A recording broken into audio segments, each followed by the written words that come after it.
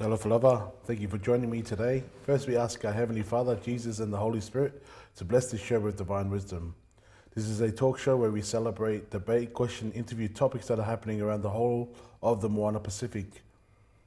Today, we're joined again by Professor Dr. Afualo Salele, a Samoan economist, academic, and former MP who's a leading voice on education, economic development, and national growth in Samoa. It's a pleasure to have you on the show again, Professor Salele.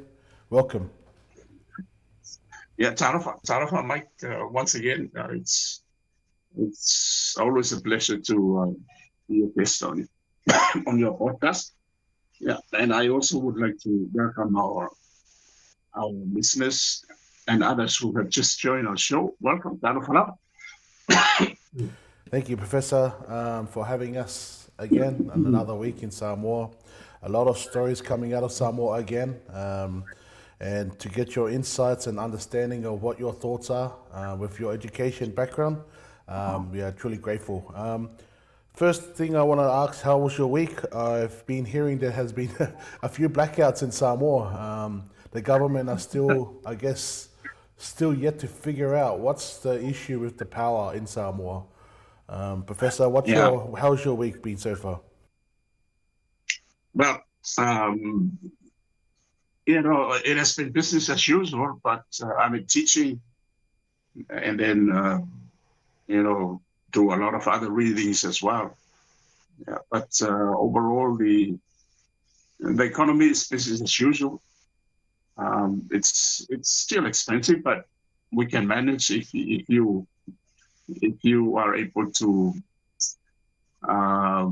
manage your resources well based on the limited income that we have. The weather, we have received some rains every now and then, which is good. But even that, it's not sufficient to sustain, um, good growth for the crops and even the animals. So we're hoping that it's not yet drought to that extent, but we're hoping to break that long period of no rain sooner or later. Um, there have been no other major conferences from churches. I guess most of those have already been done for this year. We had some conferences held here at the moment, currently held, which is good. On that note, from my part, I have been busy quite lately for this week, teaching 3 courses, 2 postgraduate, and then one final year course for the Bachelor of Commerce Economics, and also involved in preparing other courses that I took for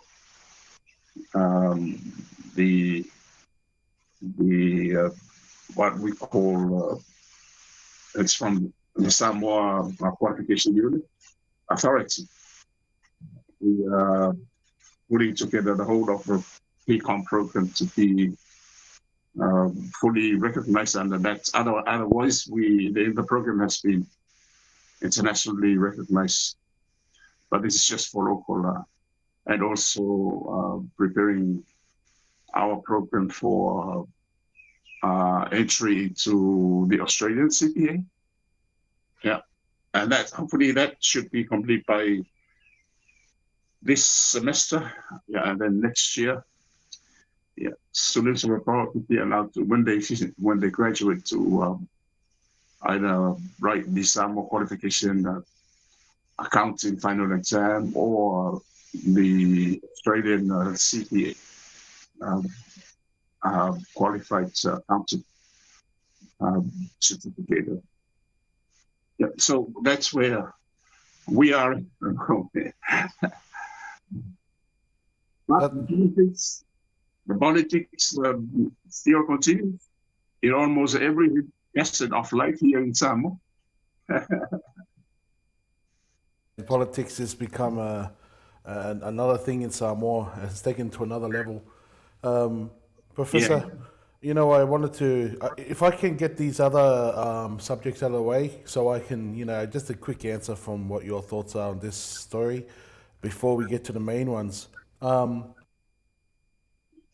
The story of Tuya, the MP, who was a former HRBP member who has swapped over to run under the flag of FAST, has he was elected as Safata number two's MP, but now it has come out that the opposition who came second, the person who had come second, is challenging, and he has accused Tuya or his party of giving 1,100 per person to 6 people with names included. This is it must be a strong case if you've got to put names on a newspaper article on.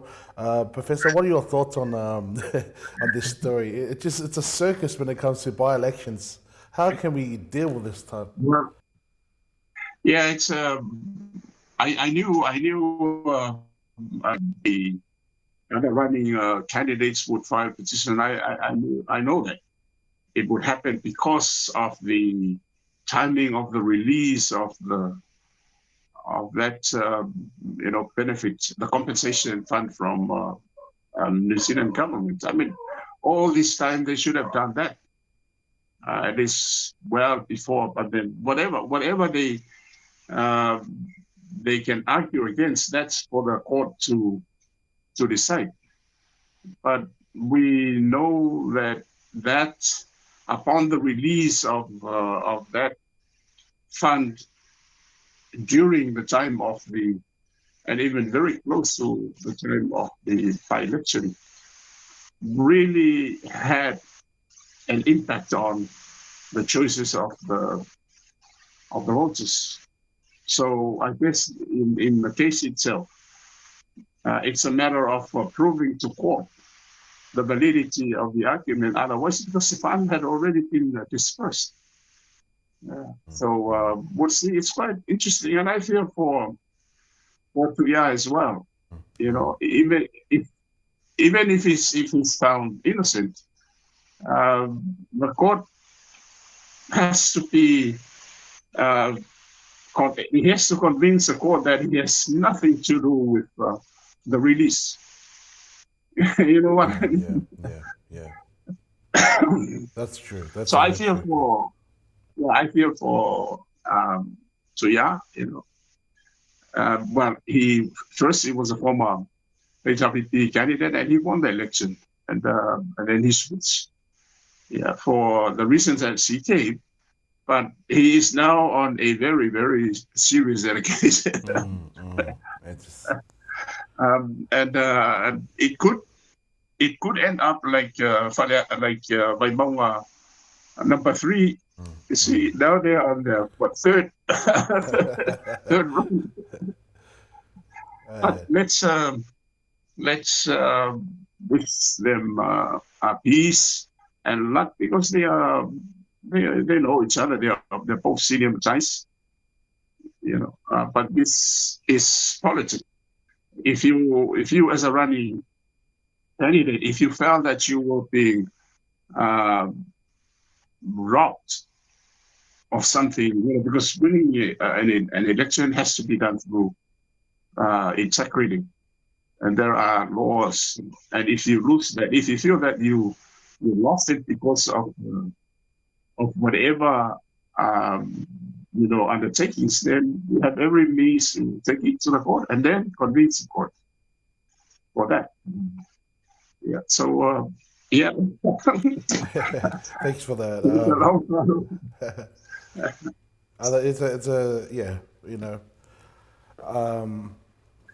It's becoming a thing where people are starting to joke about the by-elections. It's almost like we still got a few by-elections to come in Samoa, and You think it got to the point where now it becomes a mockery of our democracy here in Samoa. I think the government, Mauli's Maritos government, should now seriously look into this to at least come up with some good amendments to make sure that this won't happen again. in the future, because the way I see it, it's getting worse. But when we speculate upon something whereby the government is being blamed because of the speculation, then that's not good, like in the case here. Yeah. But hey, that's that's again. The politics, Professor, we're talking about politics, which I'll take it to another, which is the main, it's pretty much one of the main stories of this week. The politics in Lakapi, Samoa. This story Yes. broke halfway through the week and it just shocked. I'm pretty sure it's going through the world thinking about Lakapi Samoa, Manu Samoa, as everyone knows it, not being in the Rugby World Cup for next year in Australia. There's a potential. I Yeah. mean, Professor, what's your thoughts on this story? Such a shock for a lot of Samoans and non-Samoans as well. Everyone affiliates Samoans with rugby around the world, Yeah. and to see them not in the World Cup, I just cannot imagine that. Professor, what are your thoughts on this story? It's frustrating and, of course, very sad. Very sad. And I think all the highs and lows of the development of rugby in Samoa. This is probably the worst that we can we have ever experienced. But see, the way I look at it from as an observer, rugby is it's a dear sport to us. Although that other sports we also give them our full support, but rugby seems to have a very special place in the hearts of Samoans and even the Pacific as well. You look at the Tongans, the Fijians, and other even Papua New Guinea. It's also growing. New Caledonia and other. So when political maneuverings like this tend to have a very, very, I would say, negative impact on the growth of the game, then the plea from our program for the political leaders to really look at it, sit down. But the argument is that the point of reconciliation has gone past. That means the red line.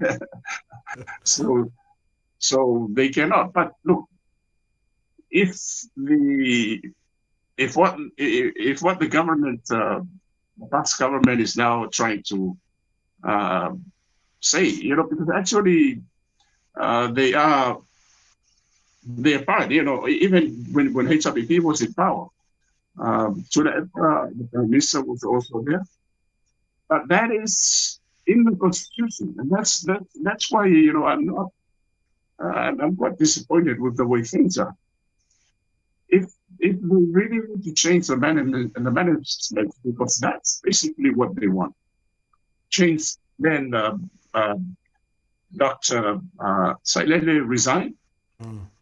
But there are still HRVP and some independent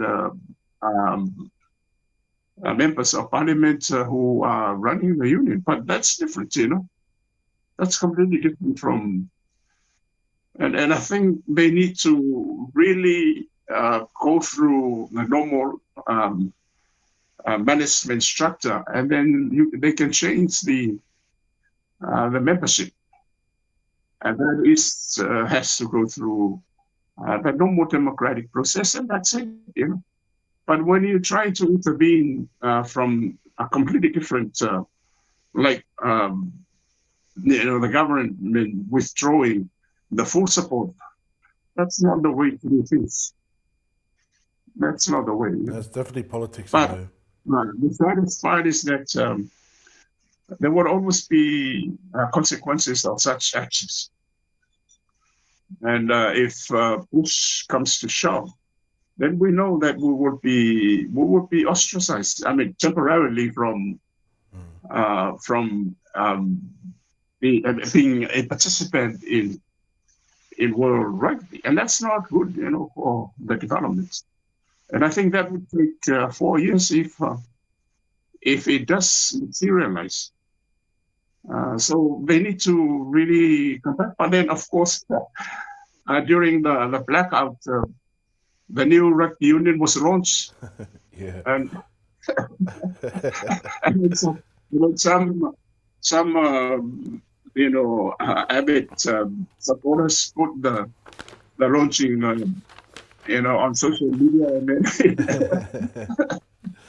so I mean we can only speculate of both negative and positive expectations, but it's funny, and I hope the prime minister, because he's the prime minister of Samoa, and if his choice was to support the new union, then that's not good. That's not good, because even with the new union coming up in competition with the already established, Samoa, Lakapi Samoa, you're looking at the brands. There's a lot into it. There is a lot into it, and even if government withdraws her support for the Lakapi Samoa, there are a lot of avenues for the Lakapi Samoa to tap into. They could get some sponsors and so on. But we don't want if we change, we don't want the Malay to continue on. Otherwise, we would be like Fiji, because Fiji once was like this.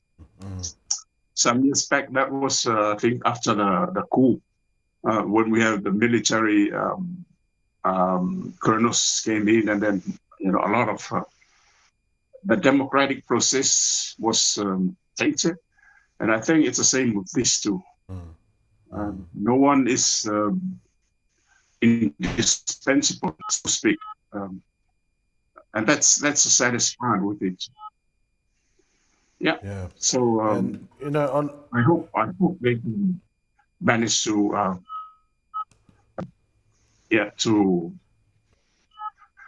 sort this out.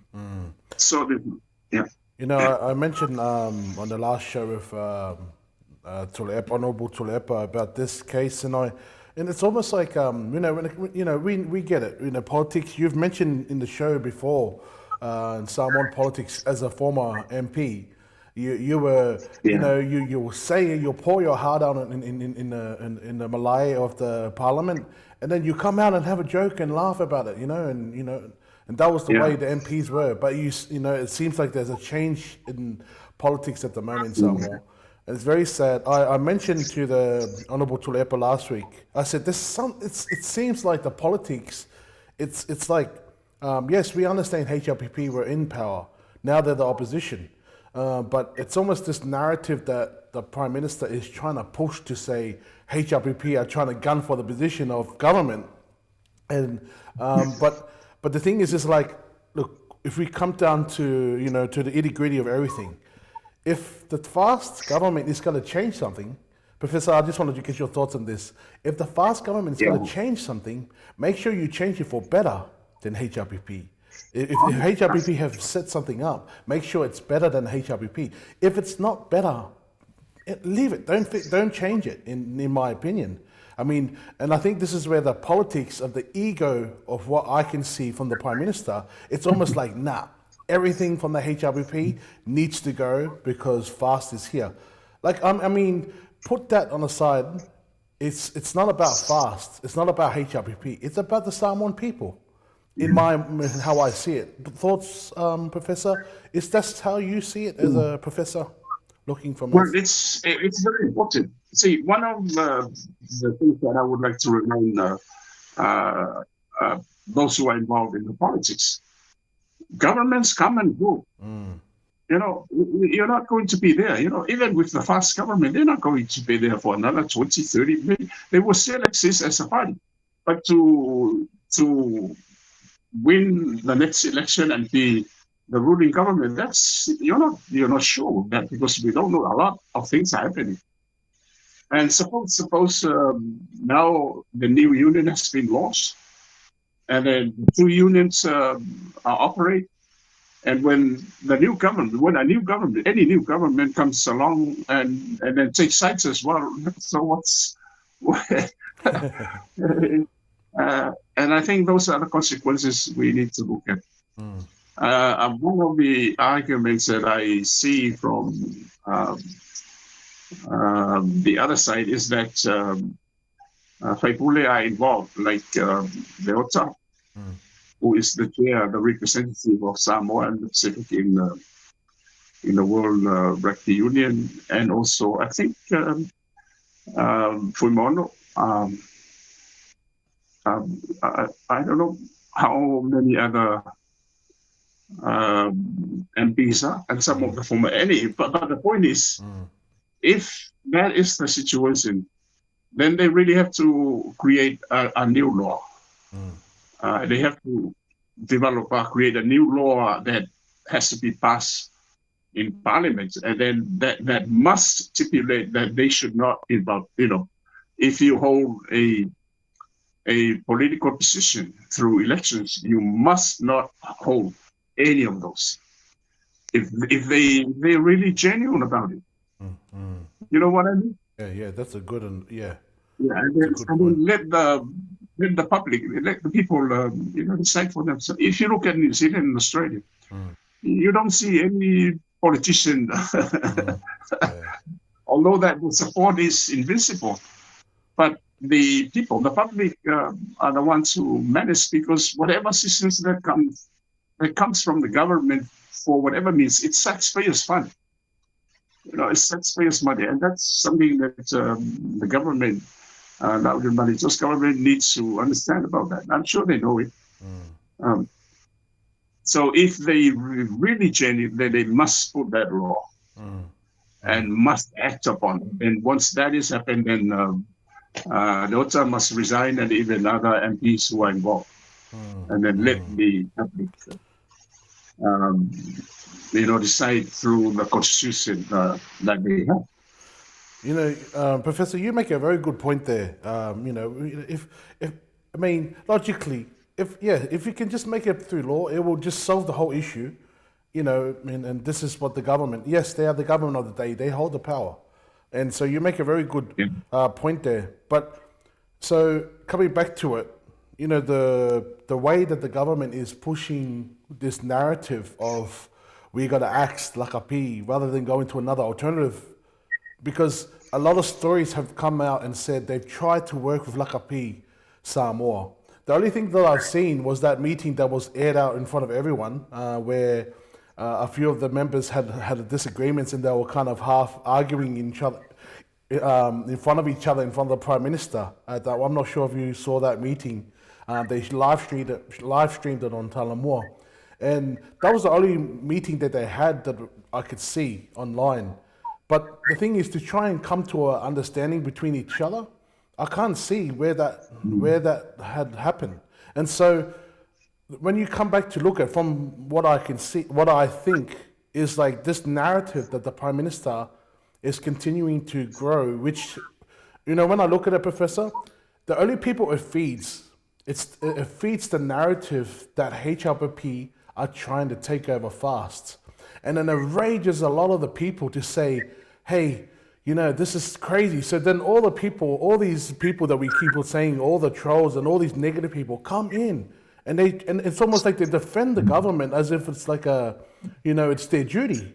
But as you said, Professor, if we come to the realization, at the end of the day, the government, the fast government, are the ones in power, in control of Samoa's taxpayers' money. That's the solution right there. Because to understand that it's the taxpayers' money of Samoa.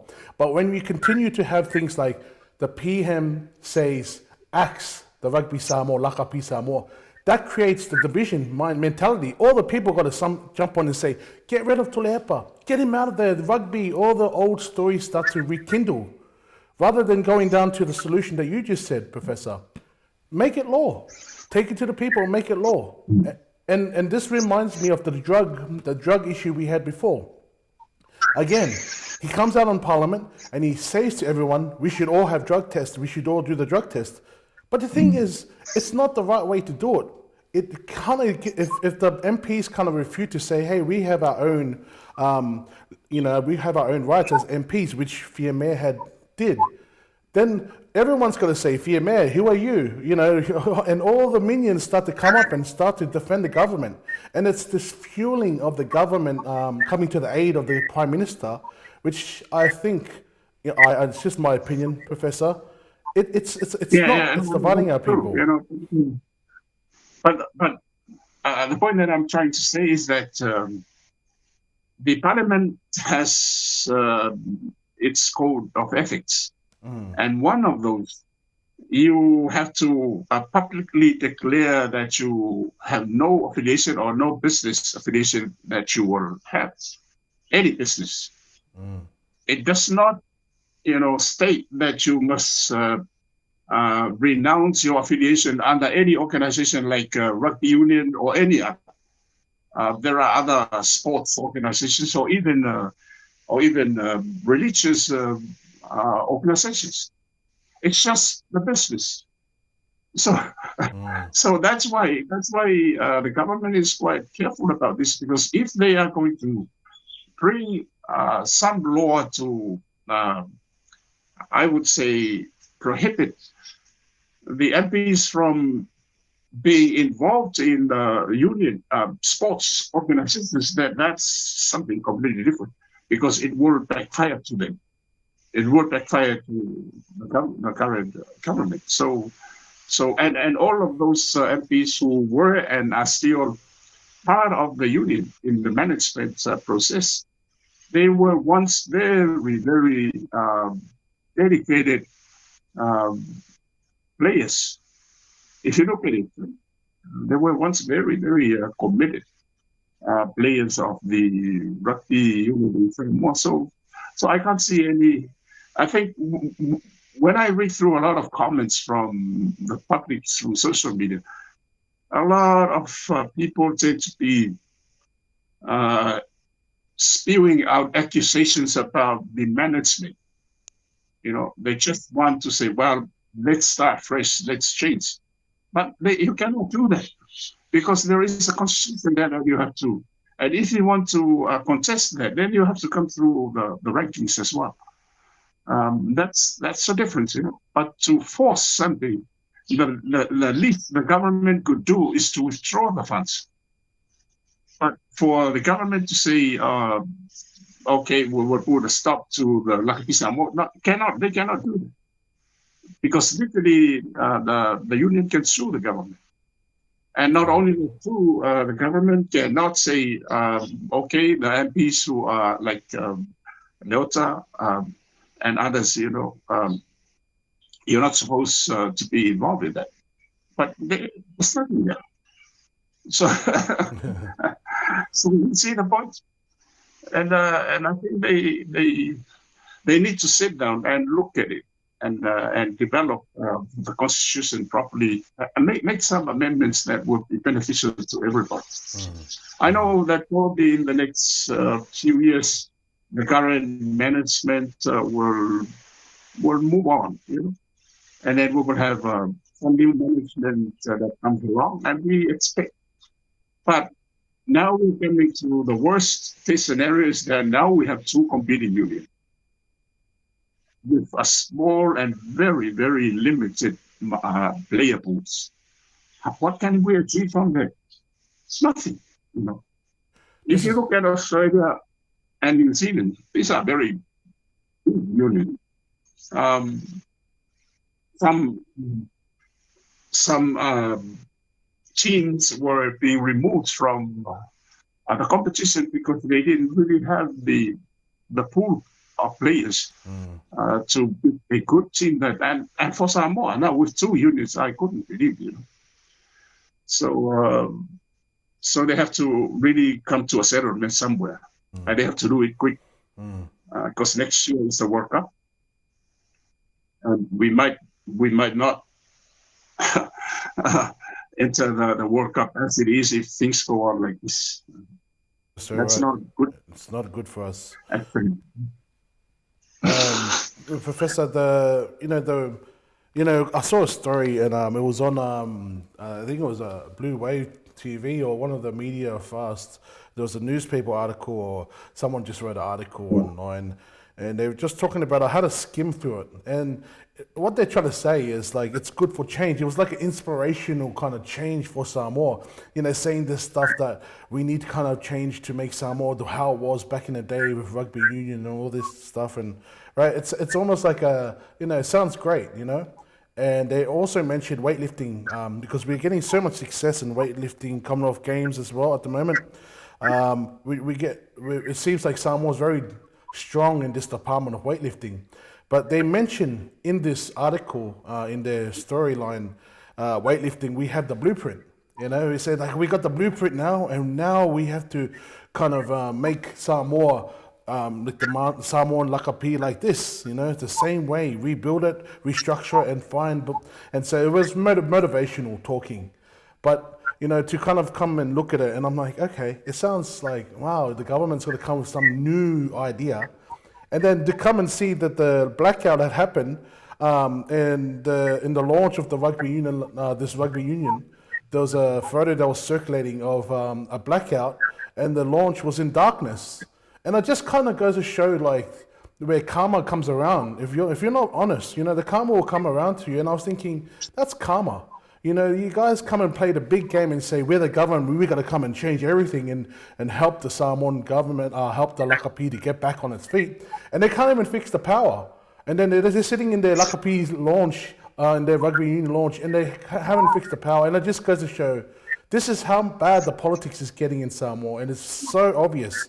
And it's not looking good for the PM, Professor. But I don't know if you saw that image that was going around about the launch, Professor? Yeah, well, when the blackout came, I was teaching. So I was looking at my class in the dark. So everyone has to turn on the lights of the cell phones. And then I said, okay, we're done for. But I think the point is that we really need to come back to the negotiating table, both the new union and Rugby Samoa. Who can remedy the solution? We have a saying in Samoa for Lamea. That means the solution is within these two unions. They can sit down. Where can we move forward? How can we move forward? See? And and I'm sure that must have been already done many times. And once they agree, then they can come together and then look at the proper way, the legal proper way of amending the constitution and so on. But they cannot go on and come up with a new union. And yes, we have very, very scarce resources in terms of finance and also the players. And that would have a very, very negative impact towards the future for our children. I love rugby, but all of us. But when we see this, I feel I have already lost some part of me. Because whenever Samoa plays Fiji, Tonga, or any other team, if it comes right early in the morning, you have to wake up and cheer from the whole of Samoa. But now you have two hearts, But because one can only be chosen, if IRB decides to uphold and support the recognition of the Lakapi Samoa, then I don't know what. So where would be the other union go? You know what I mean? Exactly. And that means they have to lay down some very handsome financial rewards for players to come and play in new union. That means you have to bribe them. You have to really give them handsome salaries, but you can't do that, because that's all.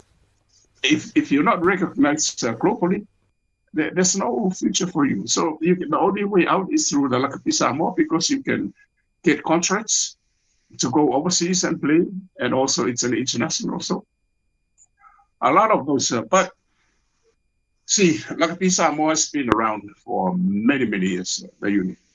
And I think the younger generations are much, much younger compared to the Lakapi Samoa. And I see a lot of comments on social media from, from those who support the new unit. But I look at them, most of them were not even born when Lakapi Samoa was formalized. Exactly. So most of them were very, very young. So they just jump on the bandwagon without really, because this is the pride. It's a pride of our. They just need to come together and iron out those differences, and then move forward. Yeah. You make my point, Professor, right there. You make a lot of these people, they don't understand. They're young, they're new, they just jump on the bandwagon. And then this is what I'm trying to say, the discriminative, like this, the way the government kind of announces things and does its actions, it's very divisive. It's unintentionally divisive. It's almost like, who's got to stand up for me? Anyone stand up for me, kind of this is, it's almost like you're watching a movie, The Gladiator, you're like, you're the one in glory, which is the Prime Minister at the moment. He's like, who will stand for me? And it's almost like waiting for everyone, and all the youngs, of course, they want to jump up and stand up, and they feel emotionally connected. The way forward, if the Prime Minister still insists to withdraw the support from the already recognized globally, the Lakapi Samoa, and then the government should be neutral. It should be neutral. The government should also not support the new union as well, because it's taxpayers' money. Even though that they are there at the helm, they are there to make sure to manage the wealth of the nation for us. But if they take sides, but you're looking at another half, or probably more than half, or some more support the Lakapi Union. What kind of wisdom is that? What kind of wisdom is that? Exactly right. It's not going to work. So we will see. But my plea for the two unions, please come together. We love our game. We love, all, we give the full support to Lauri Manitoan's government and everybody. But when we go like this, that's not. It's not a good thing. You cannot see clearly towards the future. And then that reminds me of, that Clearance Clearwater Revival song. Have you ever seen the rain coming down on a sunny day? That means, you look, it's sunny and then it's raining at the same time. Professor, I'll just leave it on this part here. I was watching the press conference when Penny Wong had come to Samoa, and the Prime Minister had a hard time. There was one of the senior journalists there, asking these questions that you need to ask, right? And he had got the opportunity in front of a Balangi audience because the Prime Minister is there. And so this journalist had asked these tough questions about the Lakapi Samoa, and I could just, I just come back and I was thinking after watching it again, and the Prime Minister sitting there trying to trying to hush or trying to answer these questions to not, go to make it bigger than what it is. And then I thought to myself, us Samoans, we're naturally respectful people. Of course we're going to be, show our respect to our leader. Of course we're going to do, to show it would never get to this level of doing actions that are just very rude or, but when this journalist did this, it was almost like an outcry. It's like, well, you've left me no choice. I have to ask these questions because all of Samoa and a lot of people are wanting to know the truth. And so I thought to myself, when I'm thinking about this thing that's happening with the government and releasing this saying, axing the Samoan funds to Lakapi Samoa, I just thought, those actions, it's not Samoan-like. I mean, it's rude. I mean, you don't just come and just chuck a rugby union and say, well, hey, these guys are not performing right. Can you imagine in any Samoan setting, you come into the village and you do exactly that action? It's war. And this is what I'm trying to say about the discriminative mentality of the government of what it looks like. It's almost like a gladiator, like, who stands with me? You know, and anyone else that goes against the other side is like, you know, it's like you're the enemy. And I'll leave it like that, Professor, but that's how I saw it. And then I thought to myself, yeah, Professor. For me, I still hope for the best, because all things work for the good of those who love the Lord. And if we are to learn anything from this two unions, then we have to look at the positive side. We have to look at what can be learned from it, and then come back to the negotiating people, and then we move on. We move on. There's no winner here. Yeah, yes. I pray that you know Samoa comes to a solution and the government can work it out with Lakapi Samoa. Professor, my other story that I wanted to talk to you about was the deep sea mining underwater. And I looked at a video last night, and it's a massive opportunity for the Pacific Islanders, Professor. When I was looking at it, but at the same time, you know, I look at Dubai and I look at these other countries that have a lot of, you know, you said the curse of having an asset of wealth, which can, you know, brings in a lot of people that are, you know, just for themselves. Professor, I just wanted to ask you, what's your thoughts on the deep sea mining, so everyone has understanding of your take on this? It's mining. If we look at it, basically it's mining. So any mining, whether you mine on Earth or you mine in the ocean, anywhere, or even if it's available in the moon, you can mine in the moon. But we have to look at it. Mining is a process that allows mankind to access the God-given resources that were given to us through creation. That's about 118 known elements now to us. And amongst those 118, there are rare earth minerals. And those are very, very important when it comes to, you know, the semiconductor industry. You know, they produce those chips, and almost all of the electronic technology that we have, they rely on those. So there's a lot that we can get. But then at the moment, China is now controlling about 70 to 80% if we have, you know, and that's a lot. But in order for United States, Europe, and even Australia, New Zealand to access that, yes, we can get it through trade with China, but then at the same time, you really have to look at sovereignty. You know, you have to look at sovereignty, and that's why United States decided to look into the harnessing of that resource. Like you said,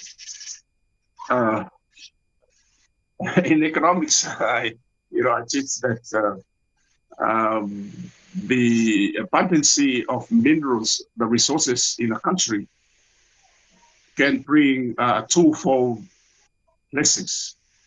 It's a blessing that would benefit the community, and also a blessing that would bring curse. And we call that resource curse. Resource curse. If you look at the case of PNG, and even in Australia too, some of the mining communities that where these minerals are found have been decimated because of that. And then not only that too, the benefits, the majority of the benefits go elsewhere. And yet the residents of these communities are not getting the fair share. So if those things can be looked at seriously, then the benefits would be, I would say, would be extended to the rest of the community, like what you're seeing in Dubai, UAE, and also Saudi Arabia. Unfortunately for Iran, but even in the Middle East, and countries who have abundance of this. Now, the rare earth, there's a lot of those. In the Pacific Ocean, we have those. But it takes many, many years, like other minerals, to form. If we look at the chemistry, the chemical structures of those elements take quite some time.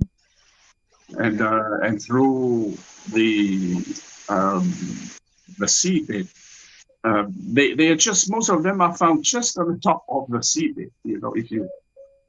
So there are different ways to mine that. They cannot set up, let's say, manufacturing and somewhere in the ocean. Even if you look at those drill, the platforms where they drill the oil. Yep. That's an amazing technology. And I know that before oil was extracted from the seabed, there were lots of criticism, a lot of, scientists who support the environmental move. They came up with all those analysis to prove their point that it's going to destroy the environment. But we've got the technology. It's just, if you look at it, the platform, it's just a floating platform. But all we do is to create that platform, and then the pipes would be drilled all the way down to somewhere in the earth, and then oil would be extracted from there. So nothing, the seabed is not affected. And it's the same thing that we are now facing with the rare earth. I was thinking about it, and I said, oh my gosh, if we have the technology to mine it, to make sure that we are not destroying the environment, and I'm sure we do have. And that's why China claimed almost 80% of the China Sea. See,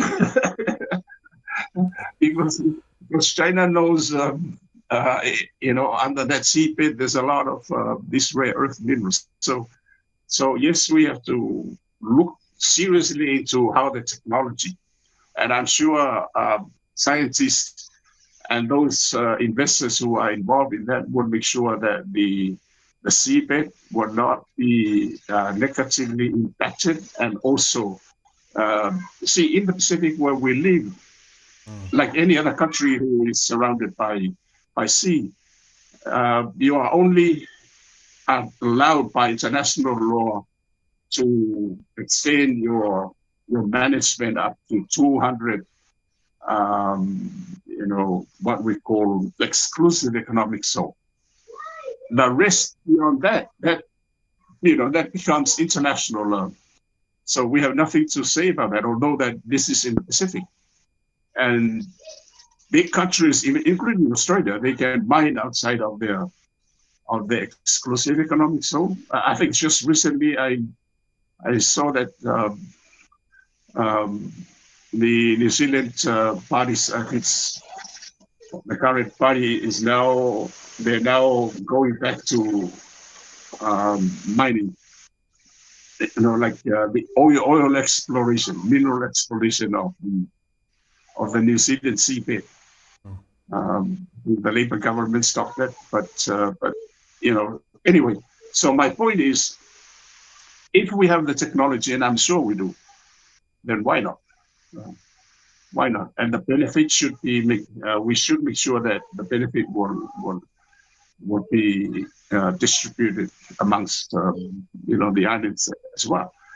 But if the technology is not available, then we have to be very careful about it, because to sustain the livelihoods of the Pacific communities, we depend so much on the health of the seabed of the Pacific. The Pacific Ocean is the largest in the world, and not just us, the Pacific. Although that we are the inhabitants of the region of the Pacific Ocean, But then at the same time, the whole Earth, the whole world depends on the Pacific Ocean for, to sustain life, like fish and other minerals as well. Yeah. So yes, we have to look into it, and I can only hope. So we'll see, since it's a commitment from Donald Trump and his administration. But I haven't really seen what Albanese government, because I think they are also one of the strong signatories of the environment. So I don't think they would entertain the idea of mining Australia's seabed. But Australia has a very, very large exclusive economic zone, including New Zealand.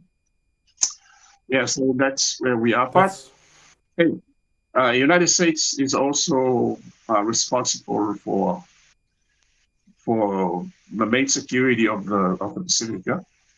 And we really need this rare earth for the production of this technology that we now have. Otherwise, China will overtake almost everything, and that's not good. That's not good. so, Professor. Yeah. Because I seen in this video, the documentary that I was watching, it was 10 months ago, by Four Corners, but it's the documentary was talking about this company, and they have the resources and the equipment, apparently, technology to go down and get these rocks and things like that. And of course, they're promoting to make sure that it's, they got to say it's safe and all this stuff for the environment and make studies and all these things, because at the end of the day, it's money driven. These people, they're not sitting in these big technology equipment for nothing. It's money driven, this project. And I just thought to myself, that's when there's money, there's politics. And so one of the rules from this company, because they got a permit by this organization, some organization in Jamaica, and so they are able to kind of mine in areas if they are connected to a country that is in there, that is connected to this corporation in Jamaica. And there has been two Pacific countries that have signed up, Tonga and Nauru are the two countries that have connected to this company, which they are in negotiations to kind of setting up some kind of deal so they can start mining around these areas. It's still gray area, because yet during this process, Donald Trump come out and had said, executive order to kind of support this kind of project, which now that same company have jumped in, and they were there at the White House when their signature was signed by Donald Trump. So you can see there's backdoor rooms being open in politics here.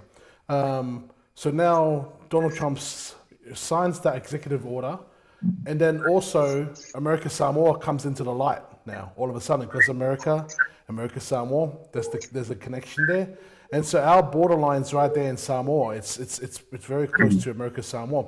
So this is the question for me, because when I was looking at the documentary, Tonga and this company, if Tonga and this company get together, then there's this organization that this organization gives the green light and says, as long as you're with a country.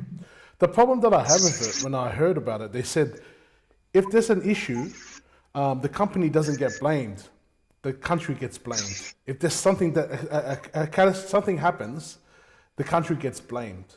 And this is a classic corporation technique you see in backdoor rooms, and say making sure if the little man takes the blame and the big man, walk away from nothing. Professor, what are your thoughts? Is this going to open up politics to another realm? Just what I've just said there in the Pacific. Yeah, no, it happens. This is part of contracts. If it's just like any other normal contract. Once you have agreed with an investor, then all the terms are being laid out there, so that makes sure that there is a win-win situation. Remember, the permit is being issued by the owner of the resources.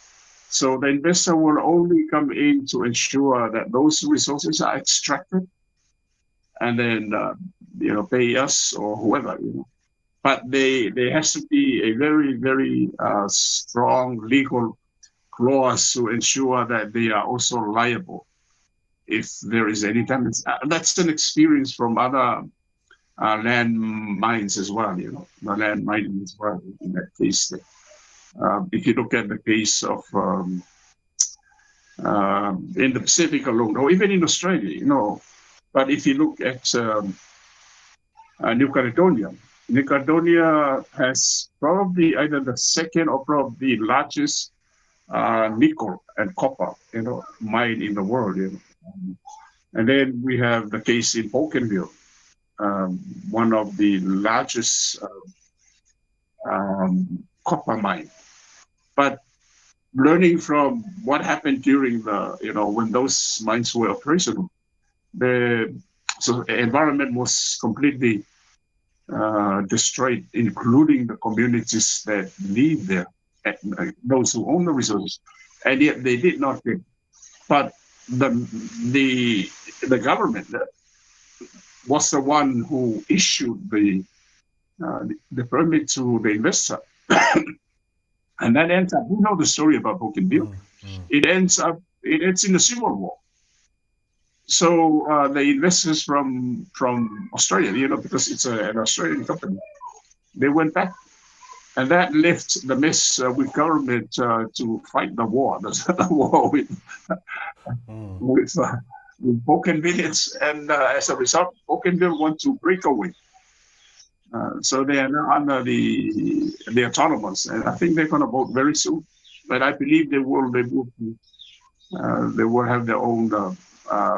That's going to be the next new country to be added in the future. Very few. So this has been the experience right from the start. It's not new. When you look at the Persian,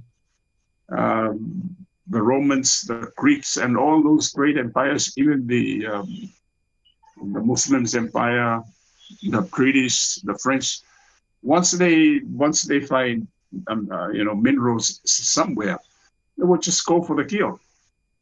They just don't care about the indigenous who own those resources, because that resource keeps them in power, and it's the same thing. So it's an old economic and social problem, but we have advanced in many ways in terms of development, sustainable livelihood developments, and that's why it's very very important that negotiations and even the contracts would address all of those issues, particularly the natives and the environment, to make sure that that will be put back. One of the case here in Samoa, I think we did talk about this, about the extraction of the native wood in Hawaii, and I saw, and it took about 30 years or more. Boy, it destroyed the environment.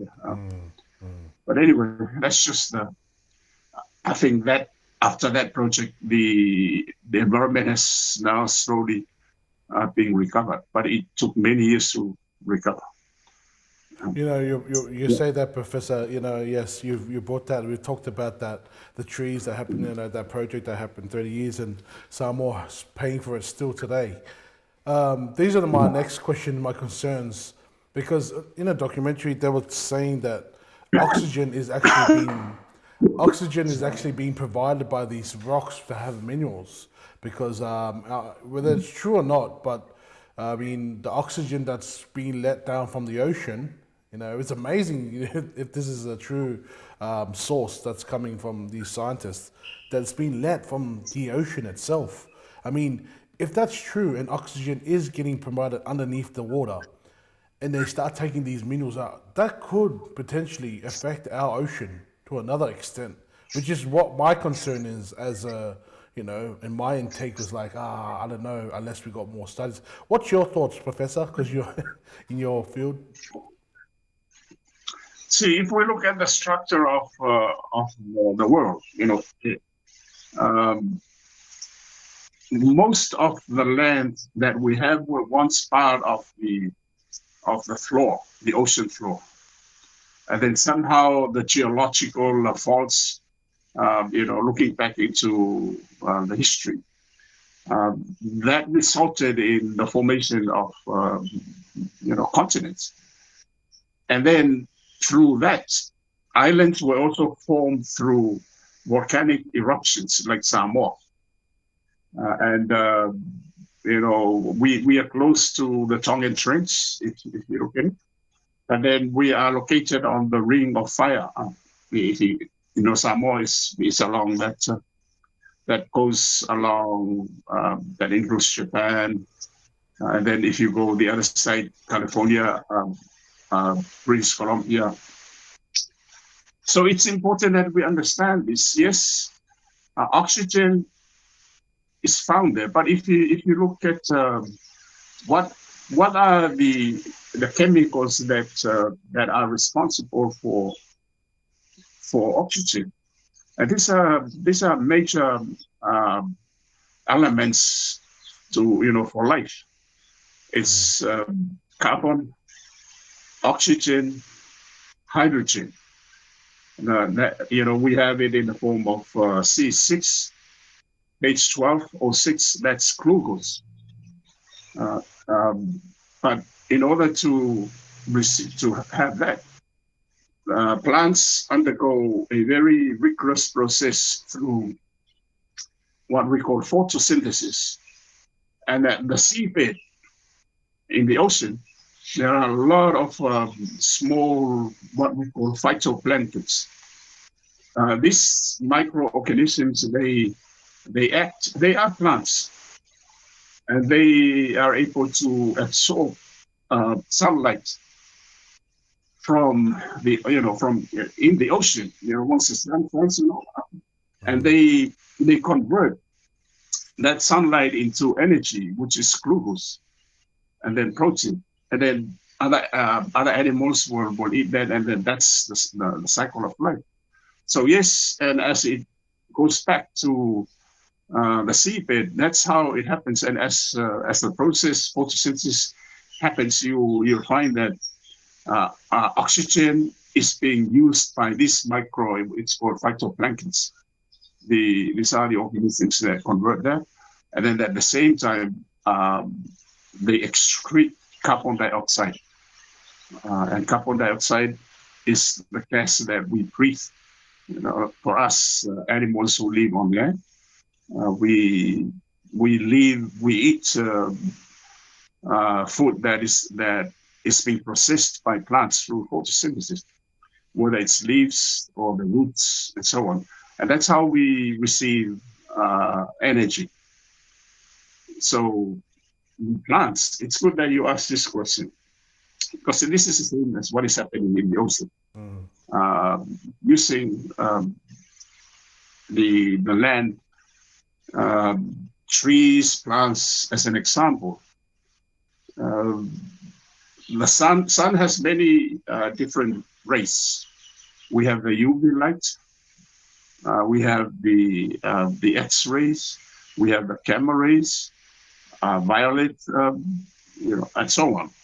And then we also have sunlight. Sunlight, the one that you look outside, you cannot really see, but that's the one, that's the ray that brings light. And so through that, the earth that we live, it's protected by what we call the ozone layer. I'm sure you've heard about it. Yep. So the ozone layer, the ozone layer is the one that protects Earth from those harmful rays of the sun.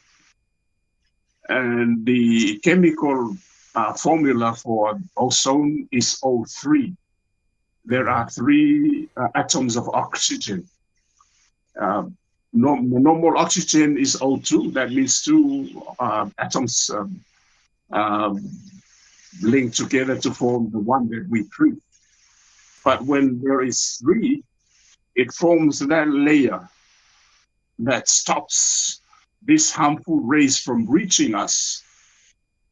Then at the same time, it allows sunlight.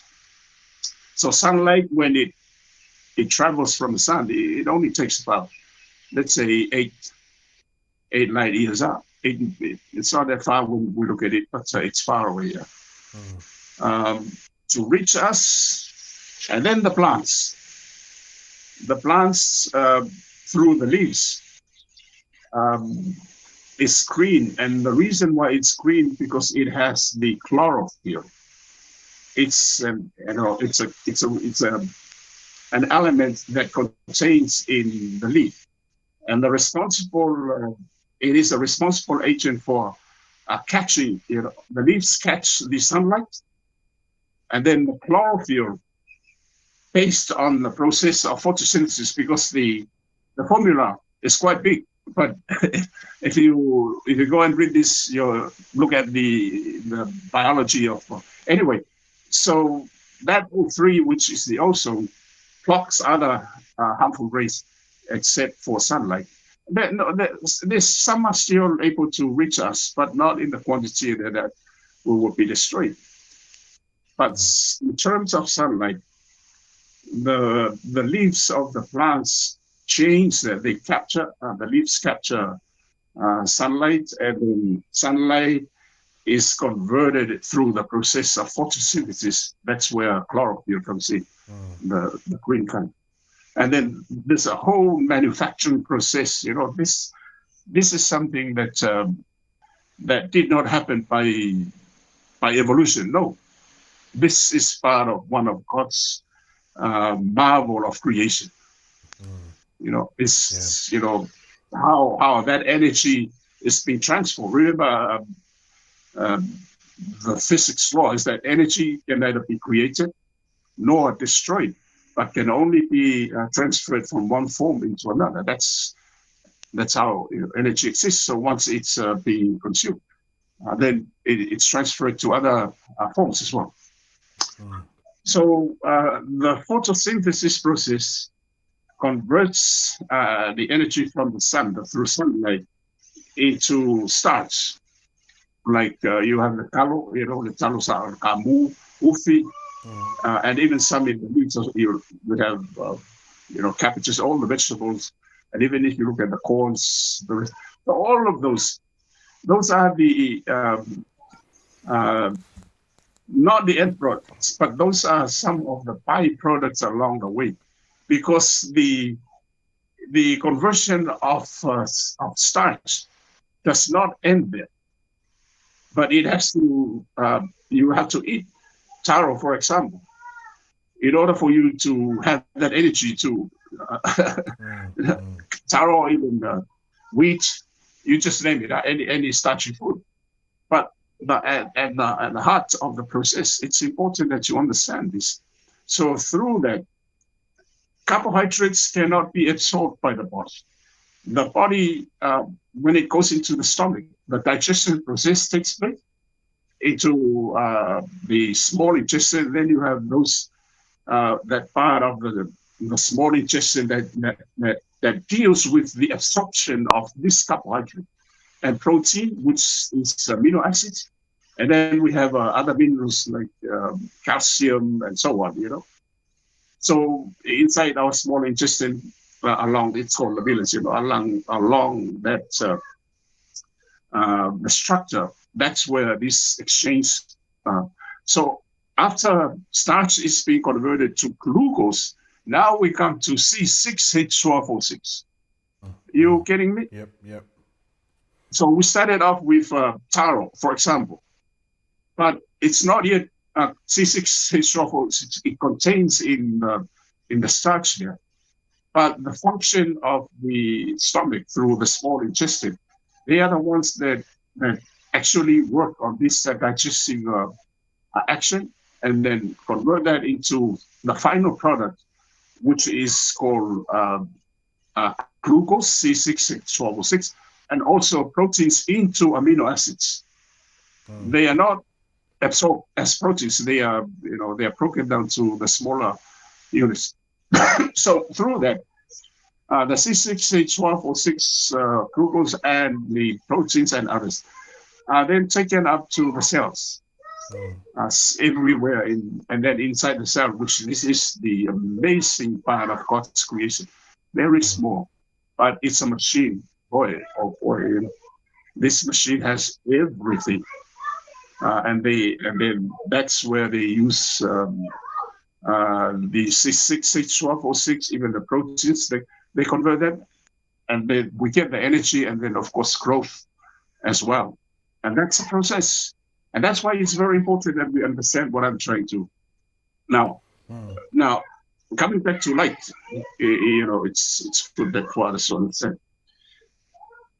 The light that comes through the ozone layer, it's interesting when you look at it. Now we know from the scientific findings that light, when it travels in straight line, it travels about 186,000 miles per second.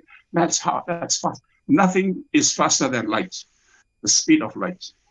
The speed of sound is slower than the speed of light. But as it travels at 186,000 miles per second in that straight line, but when it hits a medium, then light bends. For example, this, and as it bends, if you let it shine through a prism, this is an experiment. As it comes out on the other side of the prism, it's no longer sunlight, but you see 7 colors of the rainbow. You see that? Yeah. You say that it's called Roy GP. Red, yellow, orange. That's how. And so those are the 7 colors. And that's life, because when you condense all of those, then it's sunlight. But you cannot see it as it travels through the straight line. You can only see those 7 colors when it bends through a medium. And the point I'm trying to get at, we have just understood this, but where did we first hear about the rainbow? Of course, we see it in the islands and everywhere, once in a while. But where did we see? It's in the Bible. And there are 3 times in the Bible that mentions the rainbow. First, Noah's Ark. The story. If you read and understand God's wrath about the Nephilims and all of those that corrupted the world, but they were watchers sent over by God to watch over us. But and plus, humans became so sinful. This is when they fell through. Then when the whole world was destroyed and redeemed through Noah's Ark, after 40 days and nights, it's a new beginning. It's a new beginning for humanity. Maybe that's what Naudan Manito is trying to do. Destroy more and then have a new beginning. Anyway, so that's the story. And the other 2 sightings in the Bible, it's I think it's Ezekiel. Ezekiel had a vision, and he was taken to heaven, and then he witnessed the throne of God, the throne of grace, is surrounded by the rainbow. So we had the rainbow after the ark. God promised Noah there no more floods, because the wicked has been destroyed. But this is sign of life. The 7 colors there. And then Ezekiel saw that in heaven, and then of course John at the island of Patmos. wrote his vision, the uh, Revelation. And it's amazing if you read through Revelation. It's difficult, but boy, it gives you goosebumps. And according to John, he also saw the throne of God being surrounded, being encircled by the rainbow. So now we understand what the rainbow is. If we condense all of those seven, then we have sunlight. And without sunlight, there is no life on earth. Any life, even the phytoblankets, in the marine and everything. So the question is, where is this life come from? It comes from the throne of God. The life, you, myself, the plants, that's why we live. So if once that that light is being shut off from us, so there's nothing there. So it's amazing that that we understand that. A lot of people, when I try to explain this to them, they think, wow. But I said, yes, it's true. Even myself too. This is what I have learned through my research.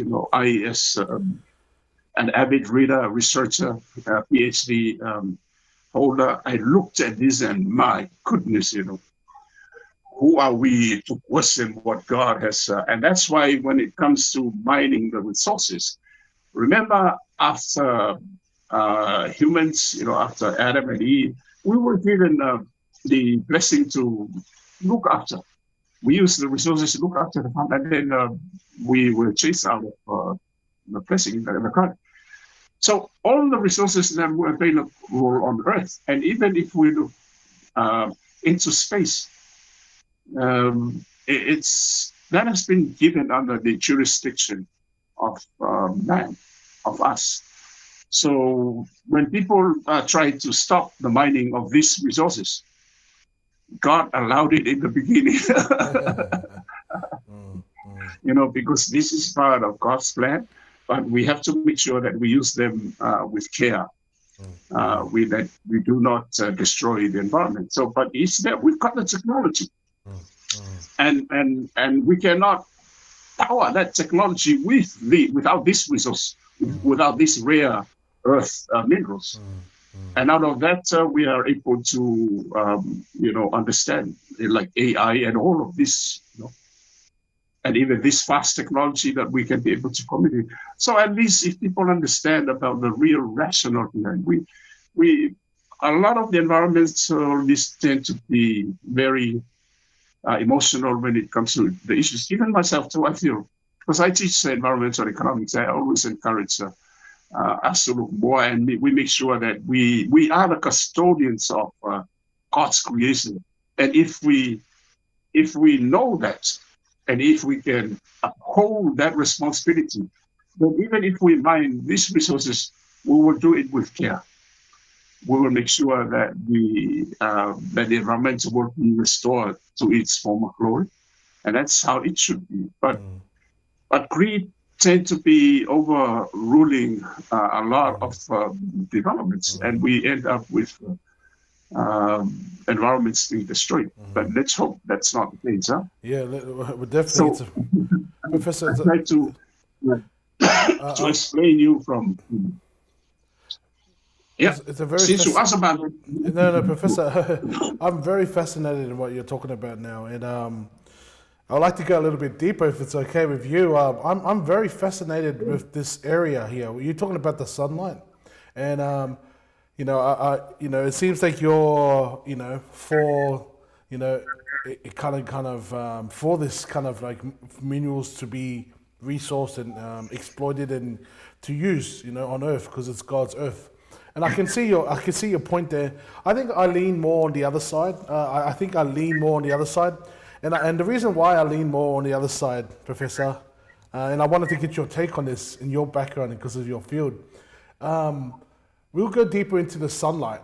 And so when we get energy from the sunlight, we eat these plants and then we get energy. And you say glucose and all these terms that you have just used. But then, I've seen a documentary about this is why we eat animals. you know, and you know the sunlight. And this is the thing where I was just like, it got me buzzing, like thinking, man. So the cows, they eat, they get the sunlight, but then the cows eat the grass, and the grass gets the energy from the sunlight hitting the grass, and then the cow eats it, and then we eat the cow, you know, and then and this is where I was thought like, okay, so it's like so we get our protein, our energy from the cow, but then it comes to arcs like, and your thoughts, Professor.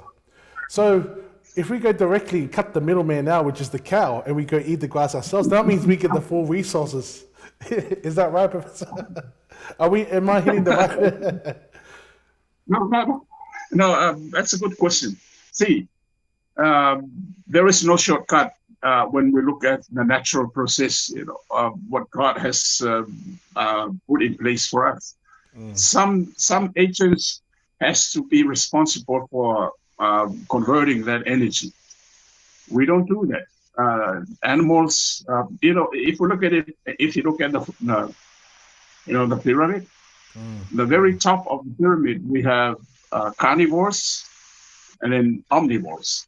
So that is us, so mainly us. So we only we eat both animals. We live on both animals and plants. And then we have carnivores. It's just animal. And then the other layer down, that's the herbivores. And the herbivores, that's where cattle, sheep, and all other animals that live on plants. And then after that, below that, then we have the decomposers. And that's where all these small organisms, the bacteria, both the beneficial and non-beneficial bacteria in terms of the way we look at it. But all of the microorganisms, they all have their functions. So at the very bottom, they have the decomposers. And they are the ones who act upon once a carnivore or a herbivore dies. An agent has to convert that. You're getting the point? Yeah. So it's not the herbivores, but it has to be the bacteria, the fungus. That's why when a corpse or a plant, a dead plant, they work on that and they convert that body back into the animal. Into the ecosystem through different elements, and then the cycle of life begins again. The roots of the leaves pick that up, and then the roots of plants, and then the leaves capture the sunlight for energy, and then that's how God, you know, a lot of this thinking that goes into evolution versus creation, I don't buy it.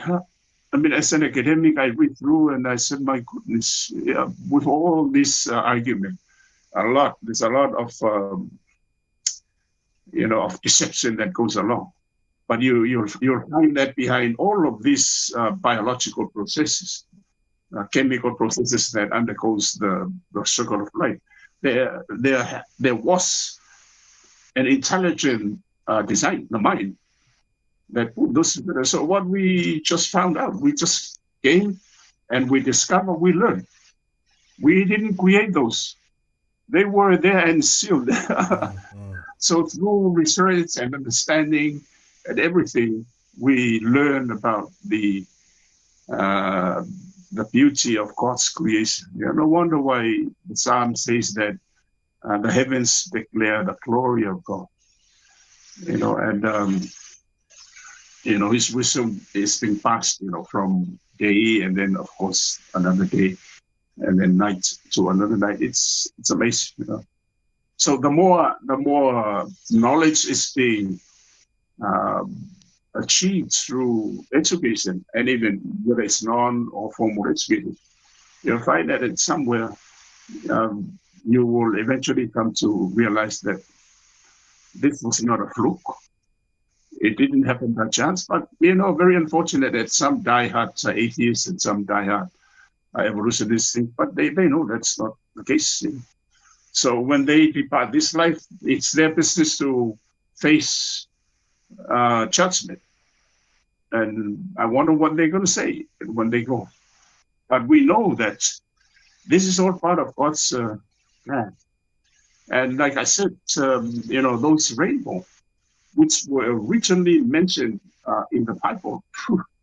So life can only come from God itself.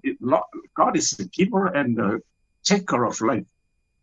And the case of the rainbow is the best example that we have seen. Other than that, there's so much. Look around.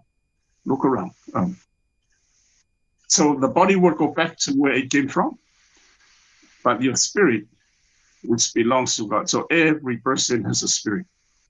And I think that's one of the essence of our program. People have to realize that one of these days, there will be reckoning. There will be reckoning. And when that comes, you face your own, you stand individually, and of course.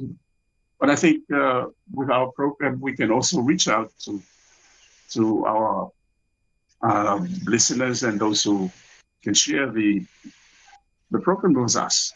That's beautiful. It's very beautiful because it is very entwined. Like when we talk about, because a lot of the things as well, it's already in the Bible. What you're saying, it's all shared in little passages in the Bible.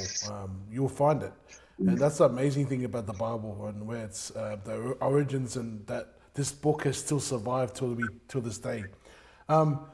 The only thing for me, Professor, is the concerns for in the future. It's good that we talk about this because I just mentioned about the animals, but just with that comes capitalism. Everyone wants to get their share and fight for what's theirs. But the concern as well for me when I was watching this documentary was the overconsumption. A lot of our people today in our world, we are consumers. But it seems like there's a lot of consuming, but there's not a lot of work. And people are saying, well, this is where the AI comes in. Well, I have another. You mentioned the AI, and some bells start to ring. But for me, Professor, this area here, the concern that I have is just the overconsumption. Professor, yep. Yes, you're absolutely right. But see, there are 4 factors of production. Those are the 4 factors that drive development. One is land, second is labor, third is capital, and then of course the fourth one, which is entrepreneurship. That's knowledge. So in order for us to move forward, after what God gave us to have dominion over the earth, we have to use those. And that's how we progress through civilization from civilization. But then at the same time, the abuse of those 4 factors of production has been a point of contention right throughout history. For every country that becomes a very strong empire, it's because of those 4 factors of production. They use them, to conquer, divide, and whatever, and that has to be put back. But coming back to the overconsumption, there is no such thing called overconsumption. There is no. True, because if we look at economic models, when we measure output, this is from the macro, which is Y is output, must equal to C, which is consumption, the one that you just mentioned. Yeah, plus investment and then spending and then exports and so on. So identifying those variables that would equate to the output of how much that we can be able to produce, that's equivalent to GDP, gross domestic product. But the problem is with entrepreneurship, with the knowledge, without that, you cannot move forward. You cannot move forward. And that's why, you see, all the countries put their priority on education. All the countries. If you want to progress, you have to educate. You have to give your people the very best education, and of course, health as well. But that education will ultimately yield the knowledge, the skills that you would want, and you require that to oversee land, labor, and then capital. Are you getting my point? Mm. And so, in order for us to try and satisfy that consumption that you just said, of course, but we know that these are the needs and wants that we have, humans have. Um, we cannot satisfy the wants. That is where that's a question that you ask, overconsumption, because the want that we have, you cannot tame that. And then the needs, these are what we require for living, like water, um, food, clothing. In some, I think there's few of those. But when it comes to wants, this is unlimited. This is unlimited. And if we want to tame that through civilization, then we will not progress. We will not progress. And that's why when you look at, for example,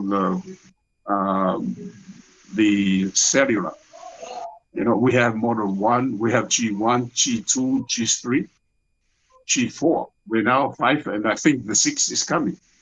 But these are different generations of technology, even when you look at models, the cars and so on.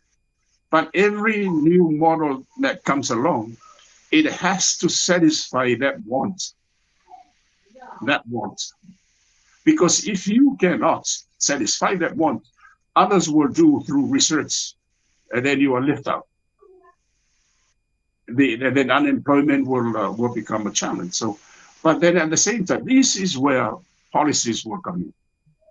This is where good economic and social policies will come in to make sure that we do not abuse the resources God gave us. And that's why we now come back to capitalism versus socialism. Because under capitalism, the free market is the one who is responsible for the prices of the goods and services. And of course, government intervenes if there is an unfair application of that. The consumers will be affected. On the other hand, the socialism, communism, or whatever you call it, the government becomes the central agent of that distribution. And now we see this is where, and that leads to hardship. Most, I would say, all of the countries who adopted communism failed miserably. China is a little bit different because, excuse me, because China adopted capitalism, some capitalist characteristics. So yes, once we cannot, that's unlimited, and that's what God gave us. And if we control that, then we are okay with. But we have the free will. See, when the angels were created, they were created as eternal beings, and amongst those was Lucifer. And we know the story. Lucifer was one of the cherubims in the highest, next, very close to God's throne. And he knew everything about it. So even with those angelic beings that were created eternally by God, had this want. They had the unlimited, this is it. And that is transpiring to the choices that we have. If we choose this, then okay. If you choose this, that's what happened. The freedom to choose. And that freedom to choose, that at the heart of that is the needs, is the wants. So the technological process, now we are at the latest of the development with the AI, the artificial intelligence and artificial insemination, and all other technological.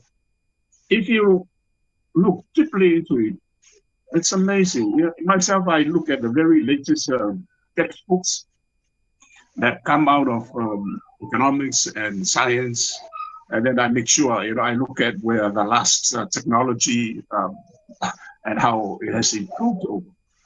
And interestingly, if you look at the case of Elon Musk, what Elon Musk achieved, now he is the first trillionaire.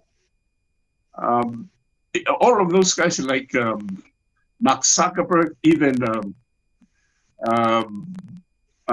Alt Sam. Alt Sam is the founder of the Facebook, sorry, the AI. Postgraduate students, like what I'm teaching, and once they come up with these new ideas, and then they thought, wow, because that is the one that drives, it's that want that drives them, and that pushes you beyond the envelope. And God allows it, because God is the greatest creator. You can only marvel if you look around.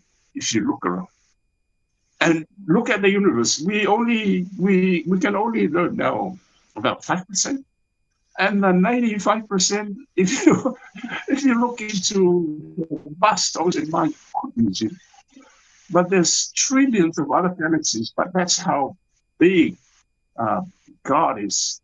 It's beyond that. Anyway, those the blessings that if we leave this earth, then we would enjoy what God has created for us. That's what Christ said. He has to go so that he can prepare. His fathers mentioned there are many rooms in God's kingdom. Prepare those places for us. So if you look at the universe, it's so big. Your mind just cannot. So I'm glad that you mentioned something about the consumption, because the economic models, it's like the law of utility, marginal utility. It tries to measure your level of satisfaction derived from the consuming of one good or service. And it's interesting when you do the maths.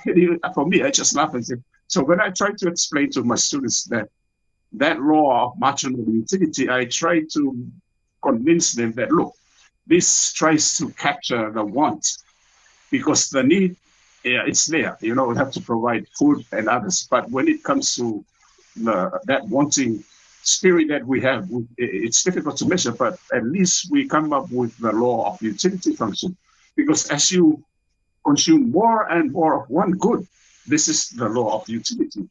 You will find that at some stage of the consumption process, your level of satisfaction will fall. For example, I go back to use the G1, G2, G3, the electronic, the telephone. The first model, G1, your consumption level was very high, almost 100%. But as you use more and more of that, you get so familiar with it. Then the new Model 2 comes along. Your level of satisfaction, this want, is now changing. It falls dramatically with respect to Model 1. But you now want Model 2. Yeah. So you have to buy that. And that's the law of nature. That's why I said to the students, look, when you see marketing, it is part of economics. It's interesting that when a new product is coming to the market, or a new technology, you have to convince the consumers. And often you find that they do all of these.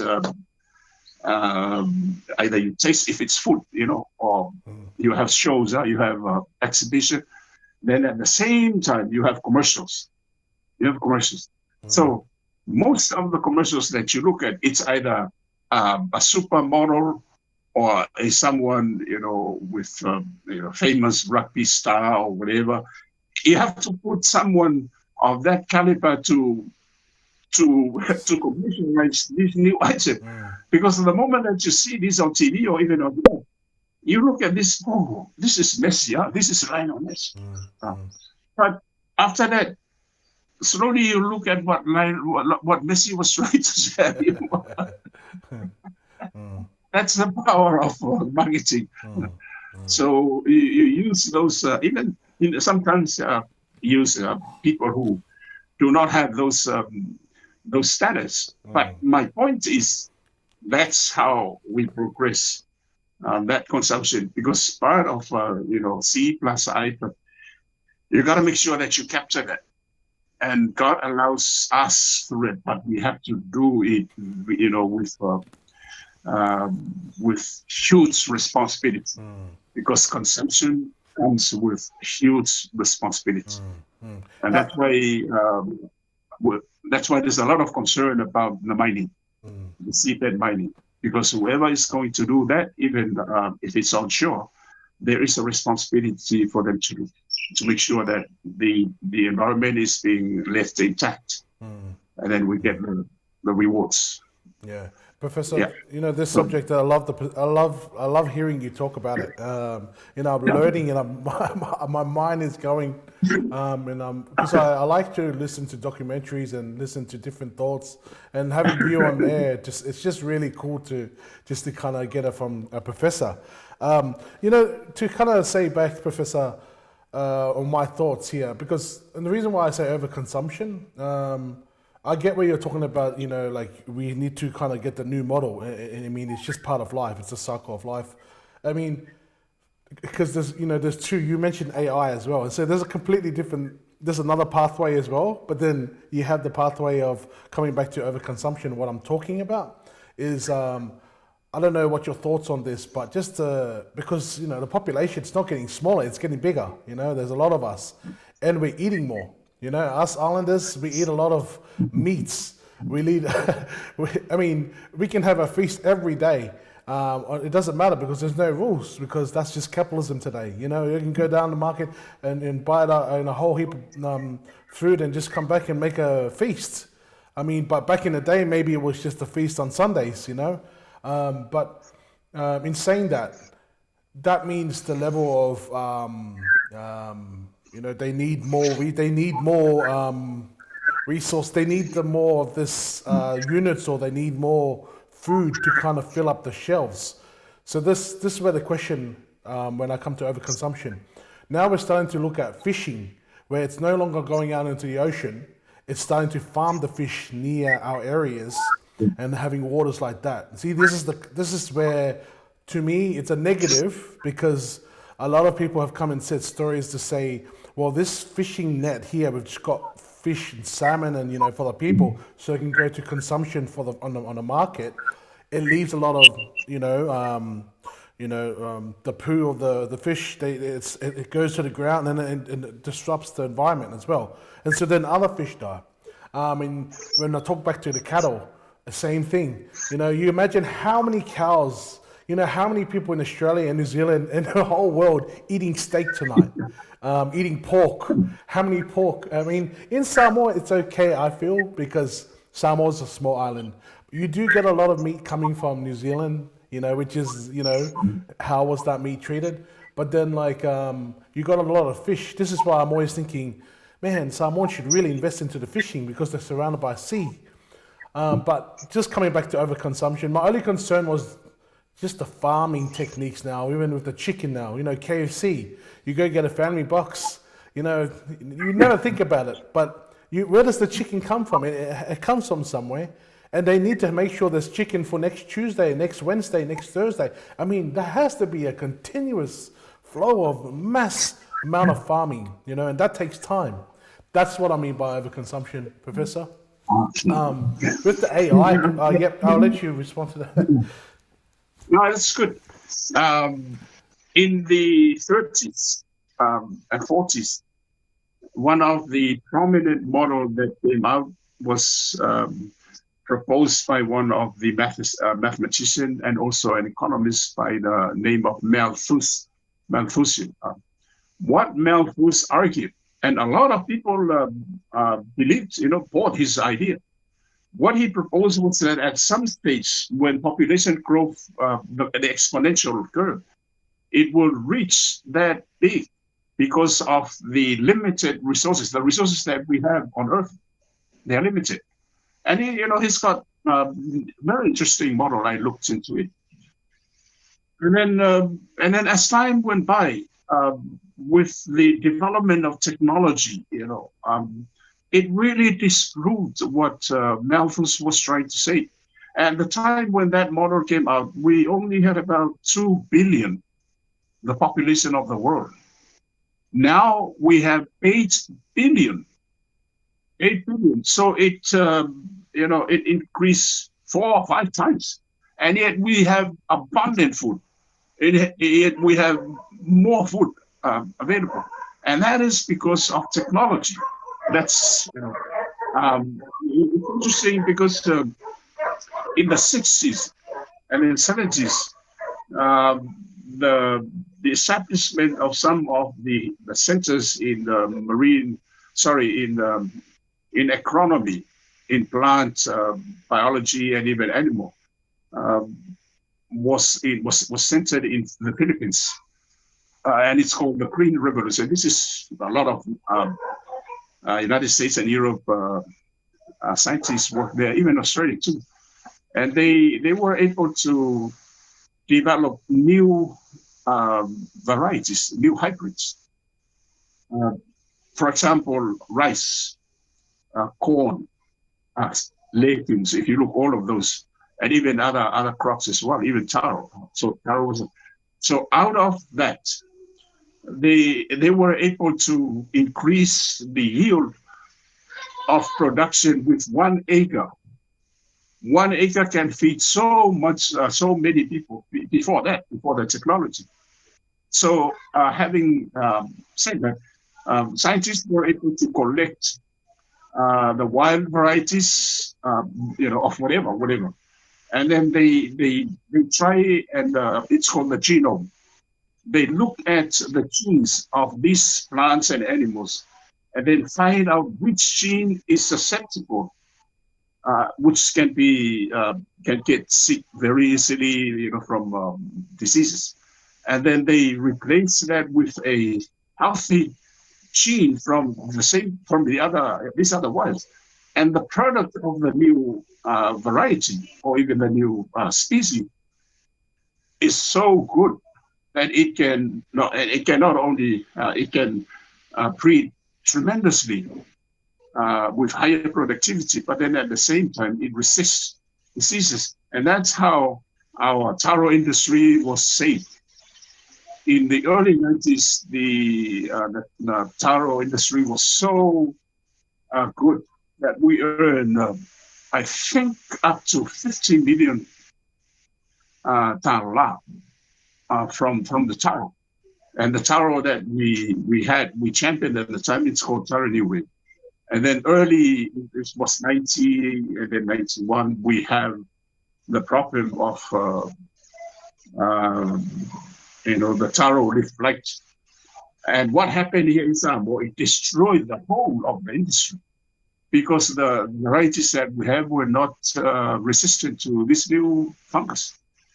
And it took us about 20, 30 years to do thorough research at the University of the Pacific, and then other places like SBC and also Hawaii and other centers, even Australia too. Because I was one of the pioneer students when I was doing my first degree at the University of the South Pacific. So, but in my case, I was looking into the cryopreservation or the tube preservation of the Ipome patata, which is sweet potato. But my other colleague was looking into the taro. So I could have, be part of the engineering. But anyway, that's the story that. So now we have a lot of new resistant varieties to this fungus, and although that the texture of the taro niue is not really fully, but we managed to crossbreed and remove this sick gene and replace it, because it's good that you brought this up, Mike, because my experience when I was working in the lab, this is my first degree as a biologist, science student. I had to wash all of my body before I go into the lab to do the section, I have to work into to make sure that the mediums are these new cuttings for the taro varieties and sweet potato. And I had to wear a special mask. It's just like you are out in the space. There's a special coat that you have to wear. You make sure that your breath, there's no air that it goes outside. Because you work inside the lab and you work on the tissues and everything. When everything is done, then you leave that on the mediums, and then you come the next day check. It's very serious, And so if you did not follow all the strict rules, when you come the next day to check, you'll see that a lot of fungus growing. you see your cuttings were affected by the fungus, and that means it comes from your breath, somewhere. Or somewhere else. So that's how. So when we are able to go through that, it's a genome. We've got the technology to identify the genes within the animals, the plants, and even us. So having said that, Malthus proposed that we would end, civilization would collapse somewhere. That's not the case. It's really the reverse. Now we have 8 billion, and then of course there are more food available because of technology, and that is the per capita that we have, and that's the essence of entrepreneurship, the skills that we're. And this is remember, Mike, this is God's blessing. This is God. When Solomon was ground. He was a boy, just a boy. And he asked God. God asked him because he was the one. And then God said to Solomon, ask me anything. So Solomon, a very young boy, did not ask for wealth, did not ask for fame, or anything, or even the knowledge, but he only asked for wisdom so that he could rule over his people. And God's heart was touched. And then he said, okay, you didn't ask for all of this, but I will give you the wisdom, and then of course the knowledge and all other blessings. So and I can go on. No, I love it, Professor. And I absolutely, yep. It's the essence of what we talk about. So now with an 8 billion population, it's still we still have enough. Although that there are new predictions that are now coming out of the development model, but I still don't. As long as we haven't reached that yet, the full capacity. When you look at the full capacity of the world, even United States, Australia. You mentioned Australia is one of the leading producer of cattle, and in New Zealand, New Zealand sheep, and in Australia. And even if you look at other crops as well, I was very impressed. Remember, Mike, I did my Master of Economics at the University of New England, Aberdeen. So it is an agricultural university, but they deal. They have a medical school. They have all of this, and I was exposed to all the technology Australia has, and even visiting the rural communities and look at how the farmers are dealing with droughts and all of it. And they depend on the work that we do. I mean, when I was there and others, researchers, universities to help with. So agriculture is a multi-trillion-dollar industry for not just Australia, even New Zealand, even the Pacific. So that's other than tourism, agriculture is being revived, hopefully with our Prime Minister's ambitious drive to revive the agriculture industry. That includes both aquaculture and agriculture. Like you said, we are now able to farm, to farm fish. We can do it either on land, or even we use some spaces in the sea to farm that. Yeah. That's a lot and of that people. can feed. It's a Yeah, lot of it's continuing to go, and there's a lot of KFC chicken being coming out of the drive-through. I can see, Professor, every time. yeah, Um, there's a lot of us around the world. As you said, 8 billion. That's a lot of people to feed. And one thing I always, when I eat an orange or eat like when you eat food, this is how beautiful, when I think about God's blessings towards us. It's like when we eat meat, it's almost like, we get a satisfaction out of the meat and we eat and finish our food. But then you eat an orange or a fruit and you open it up, avocado. It's almost like you eat it, but then the circle of life has a seed and you plant that that's right. seed and then the seed comes up. I just think about the circle of life. And that's how beautiful God's world is that we live in. In oranges, you get so many more. You can plant 10 trees of oranges with these seeds. How beautiful God is to provide us with fruit. But yeah. See, that's why for me, as a faith person like yourself and Samoans, and the Pacific as well, but this is we believe in that, and we know that that's the God is a giver of life, so and also the taker. But we need to understand how it works, and that's where science comes in. Yep. Yep. That's where science comes in. So the all of other um,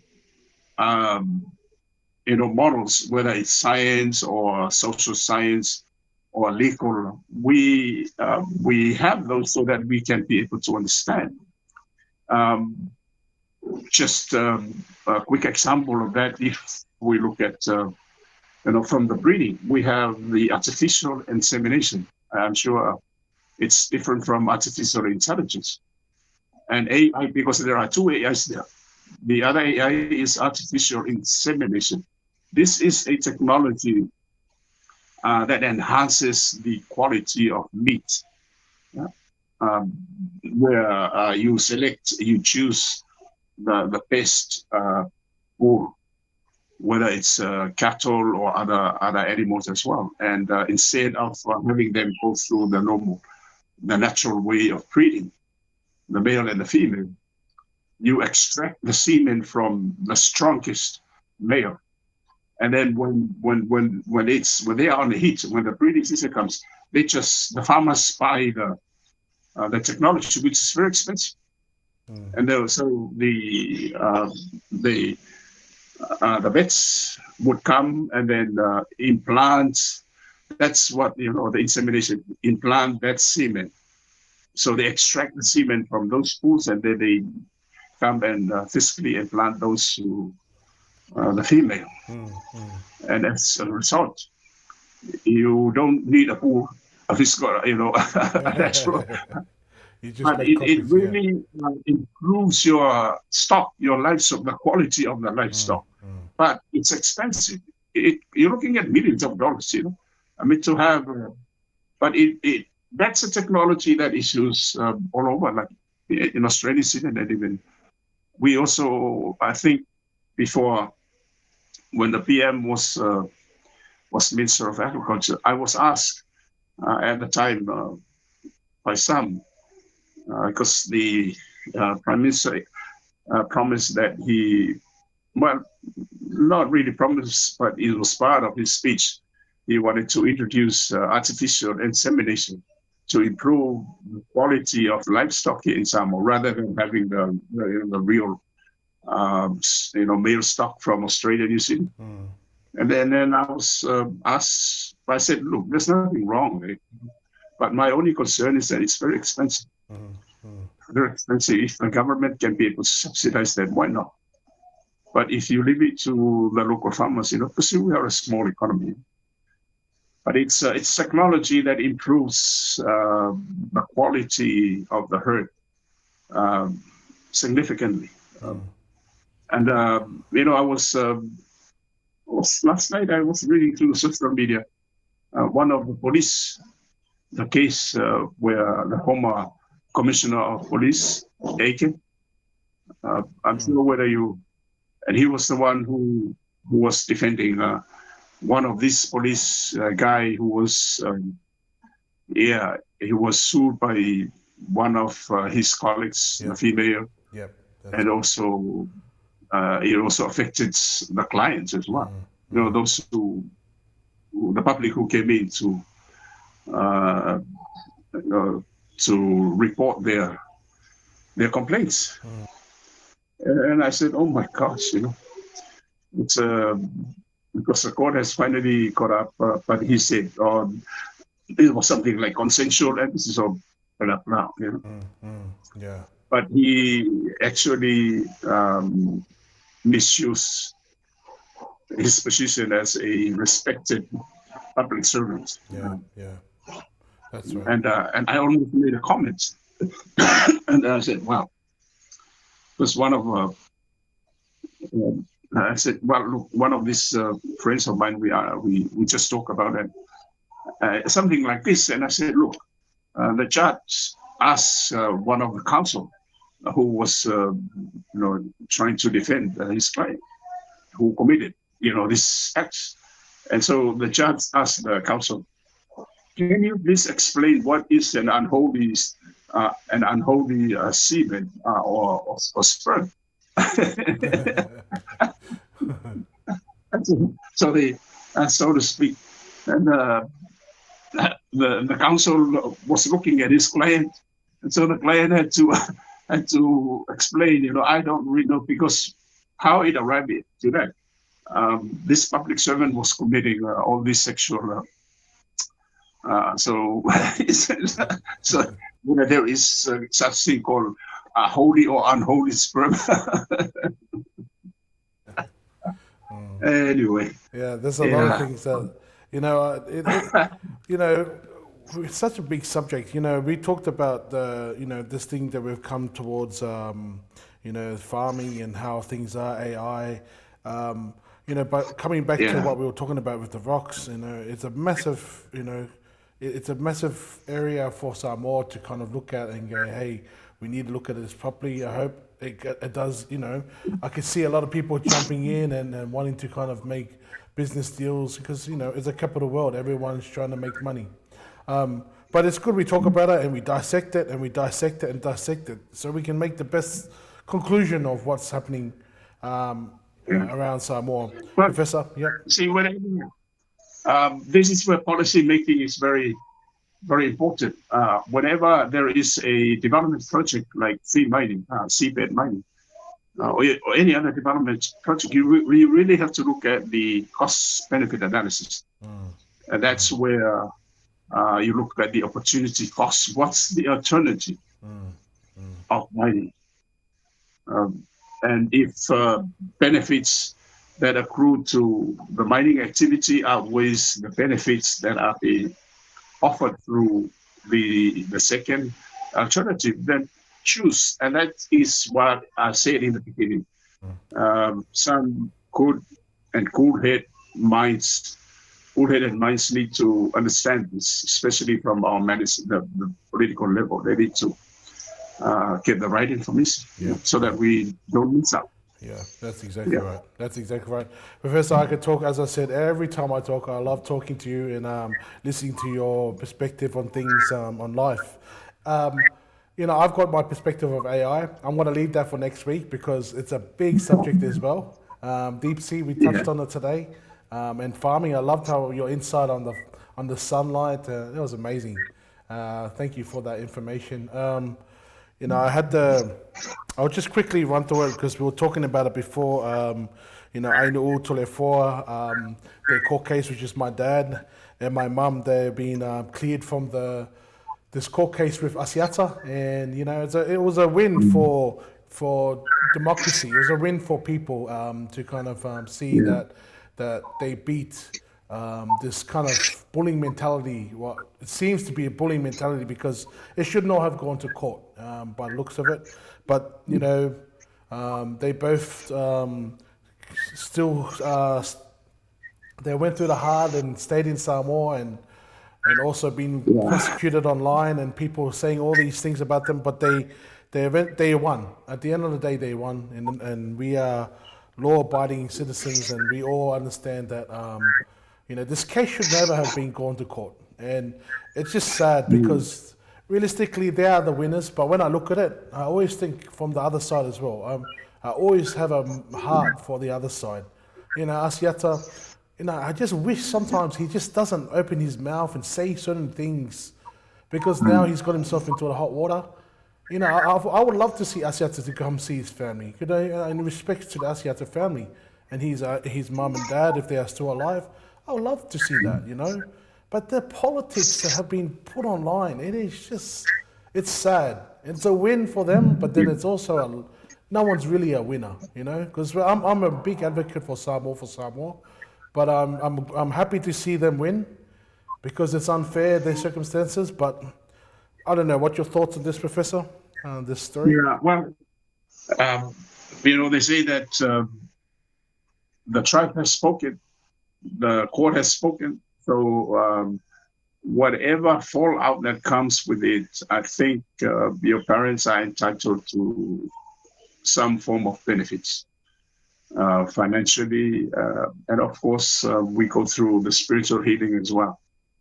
But they need to be compensated of how much that they have lost because of their that identity of them being law-abiding citizens to uphold those identities and attributes. So let's hope for the best. The good is still out there.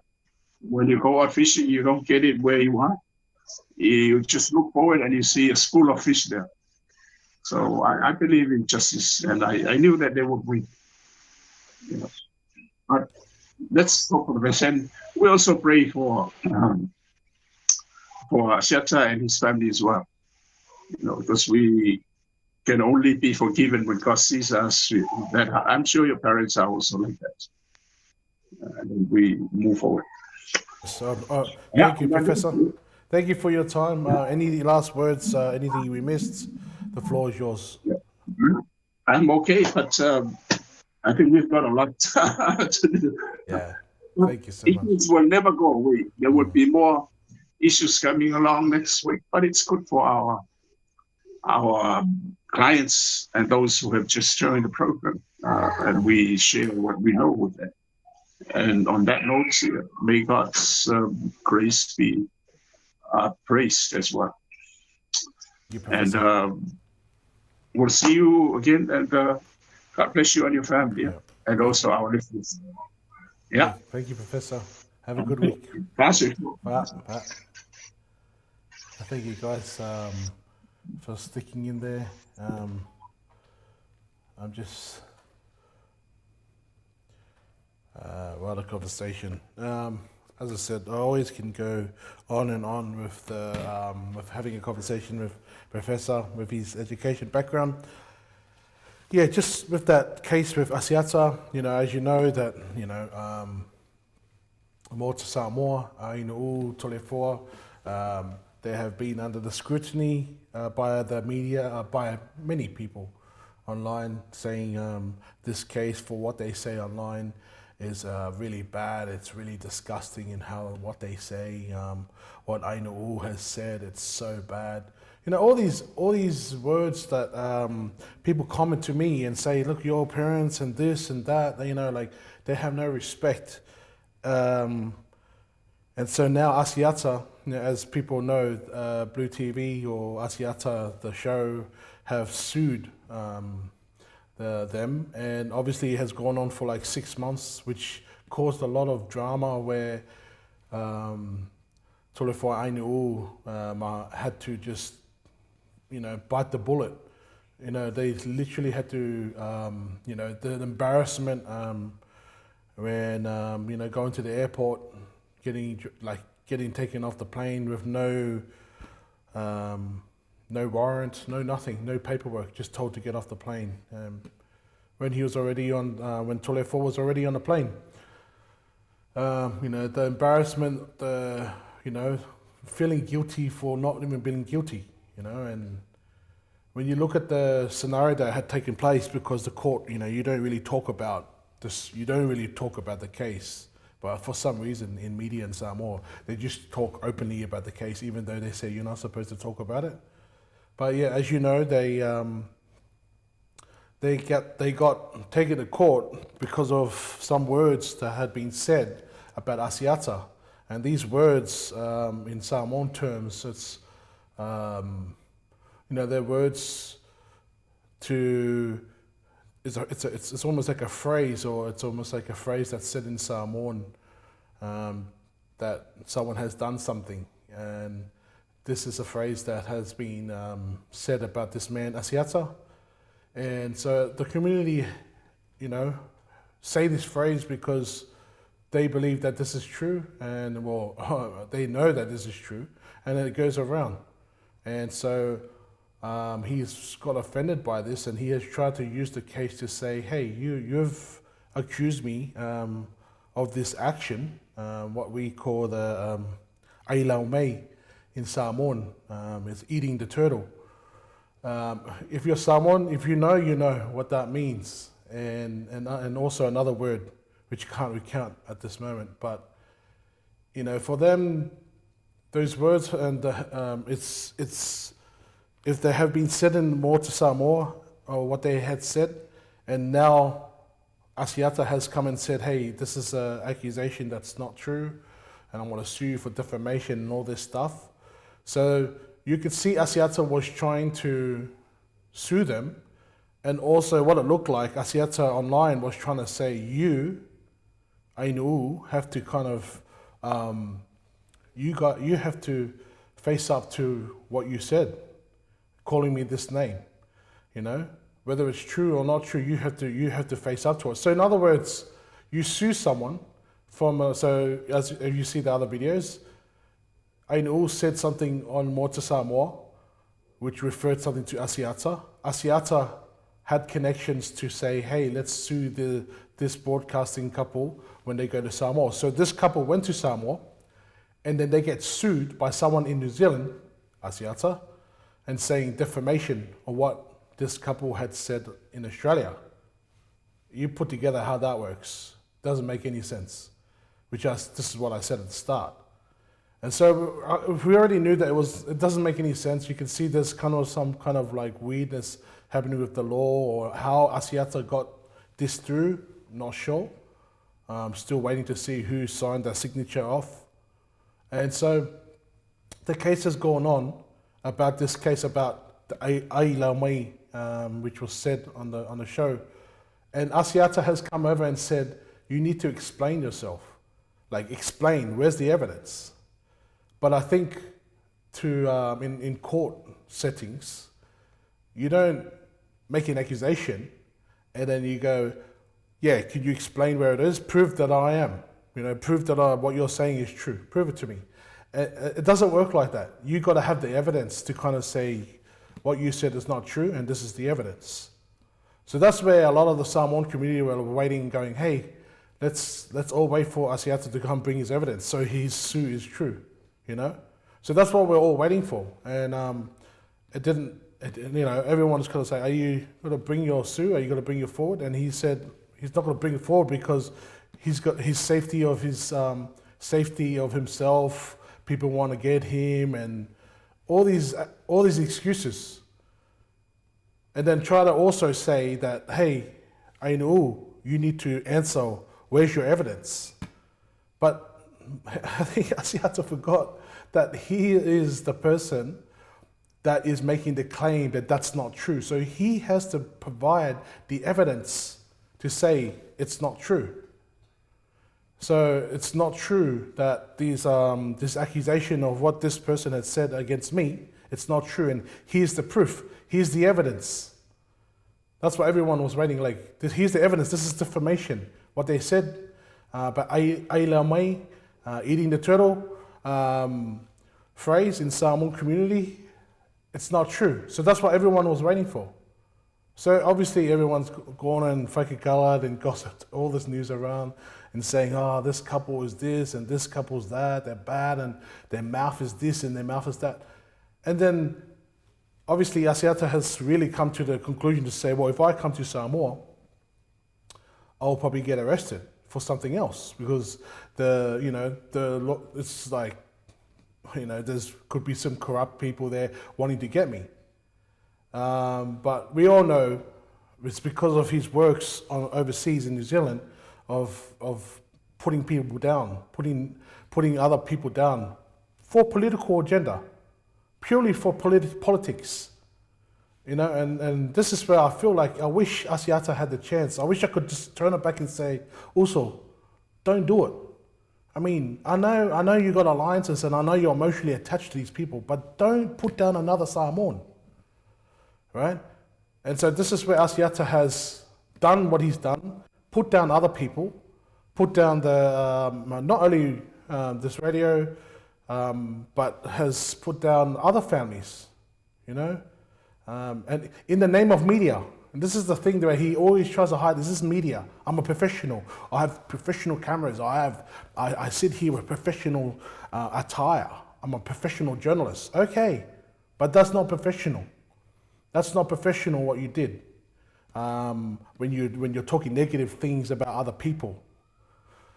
So that's that unprofessionalism of journalism that you say is professional, putting people down, has got you in trouble while you can't even go to Samoa because you're worried now that there's legal stands to say, hey, this guy can arrest you as a Samoan citizen now because you're in the country for the defamation stuff that you've said in New Zealand.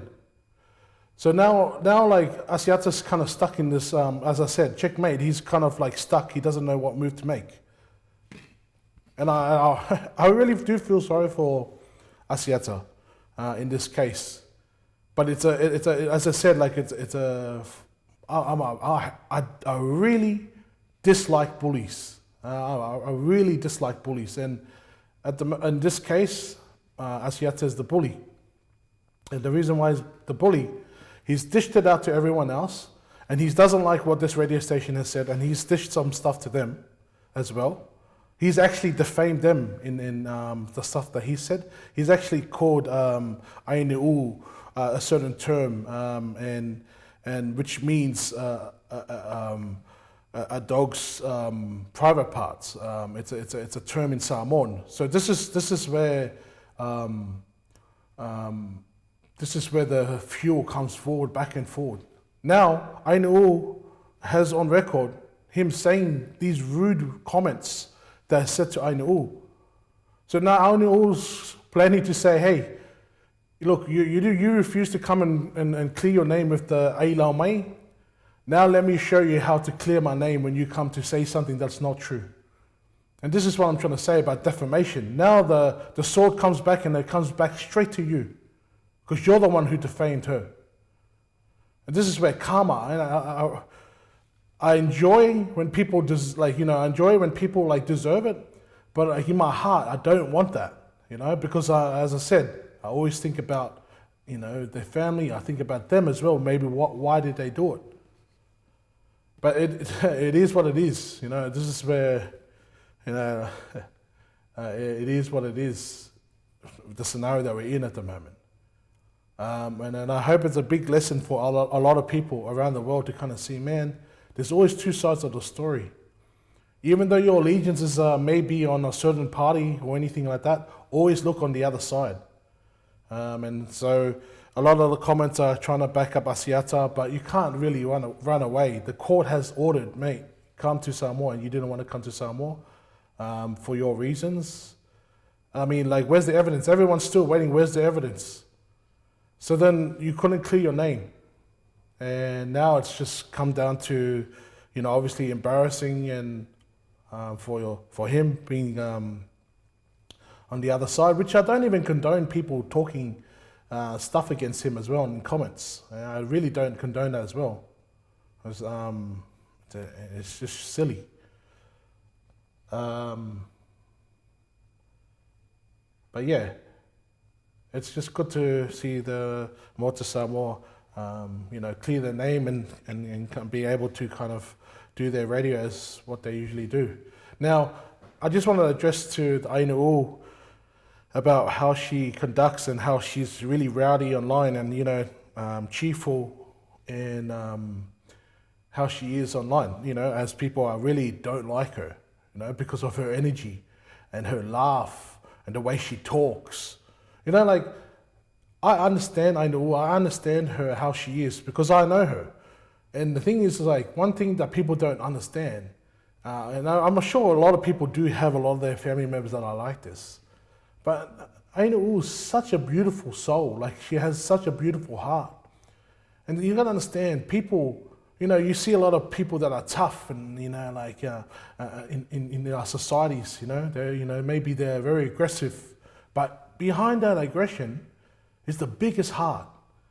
It's the biggest heart. And the thing is, when people say, oh man, that lady, what she said and all this stuff, so rude. But if you look at the context and look at the other side of what she's responding to, the comments that are being said about her, the comments that are being said about the show, the comments, the photos that are being pushed around online. I mean, to someone that's naturally like has a big heart, but then has a barrier to kind of like show, hey, and I'm not going to take that. I'm not going to take that BS, right? So this is her natural retaliation. It's retaliating to those comments. It's retaliating to those photos. It's retaliating to the people that are saying negative stuff, like very negative stuff to her. So she retaliates and sends that back to them and laughs about it. And it gets on our nerve for a lot of you people who are against Ainu. It really gets under your nerve. But really, like, I mean, there's always two sides of the story. And so when people come at me and say, oh, you should try and tell your parents, you should tell Ainu, like, what she should, watch what she's saying and preach. You talk about peace, you talk about love, and you tell Ainu and all this stuff that she should check herself. I mean, look, Ainu's in her own, she's her own person. For myself, right? When I look at it, I can see why she retaliates. That's just the way she deals with it, right? Whether I agree with it or not, I can see the side of Ainu, why she's angry at that. I could totally see it. And when people try and judge and say they saw a clip about her and say, oh, well, did you hear what she said? I always think and I always comment back and say, did you see the comment that she was reacting to? Because if you did, then you'll make sense of what was she saying. Like why she said that, why she retaliated like that. So, I mean, it's easy for everyone to comment and say, oh, well, I saw a video, it's really negative and blah, blah, blah. But you don't see the other side. So make sure you see the other side before you make that judgment. So, I know a lot of people that support her, they all understand. Because they are like that themselves. Or they know someone that's like that. And they love that about Ainu. They know that her heart's good. But it's just a hard case around, just to protect. That's just the reality we live in at the moment. And but I just don't like when people start to say, oh, she's this and that, and she says such negative things, she's so rude. Like, oh, look, she got kicked out of her, the stuff that happened in her village and all this, blah, blah, blah, right? But there's context. There's always two sides of the story. Just like there was two sides of the story with Asiata. Asiata was like, oh, got them for saying all these negative stuff. That's what everyone's saying. Yeah, lock them up. Lock these guys up for 5 years. Lock these guys up. Everyone was saying that. And then the other side had been brought in front of the judge, and the judge said, well, because Asiata didn't bring his evidence forward, these guys win. So that's why I said there's always two sides of the story. So I think, just giving you guys an update on that perspective on how I see it. But yeah, it was a good win for the Moata Samoa media, and yes, I'm part of that Moata Samoa. Being the producer or being the person that does the media behind that, I'm part of that. So it was a good win. But then I also think about the loser. I have a heart for the loser as well, because, Samoa for Samoa. Is this Samoa for Samoa? No, it's not. So I just hope, the more talking, the more context that you can hear, you can kind of see what we're talking about from our perspective or for the other side's perspective. But in saying that,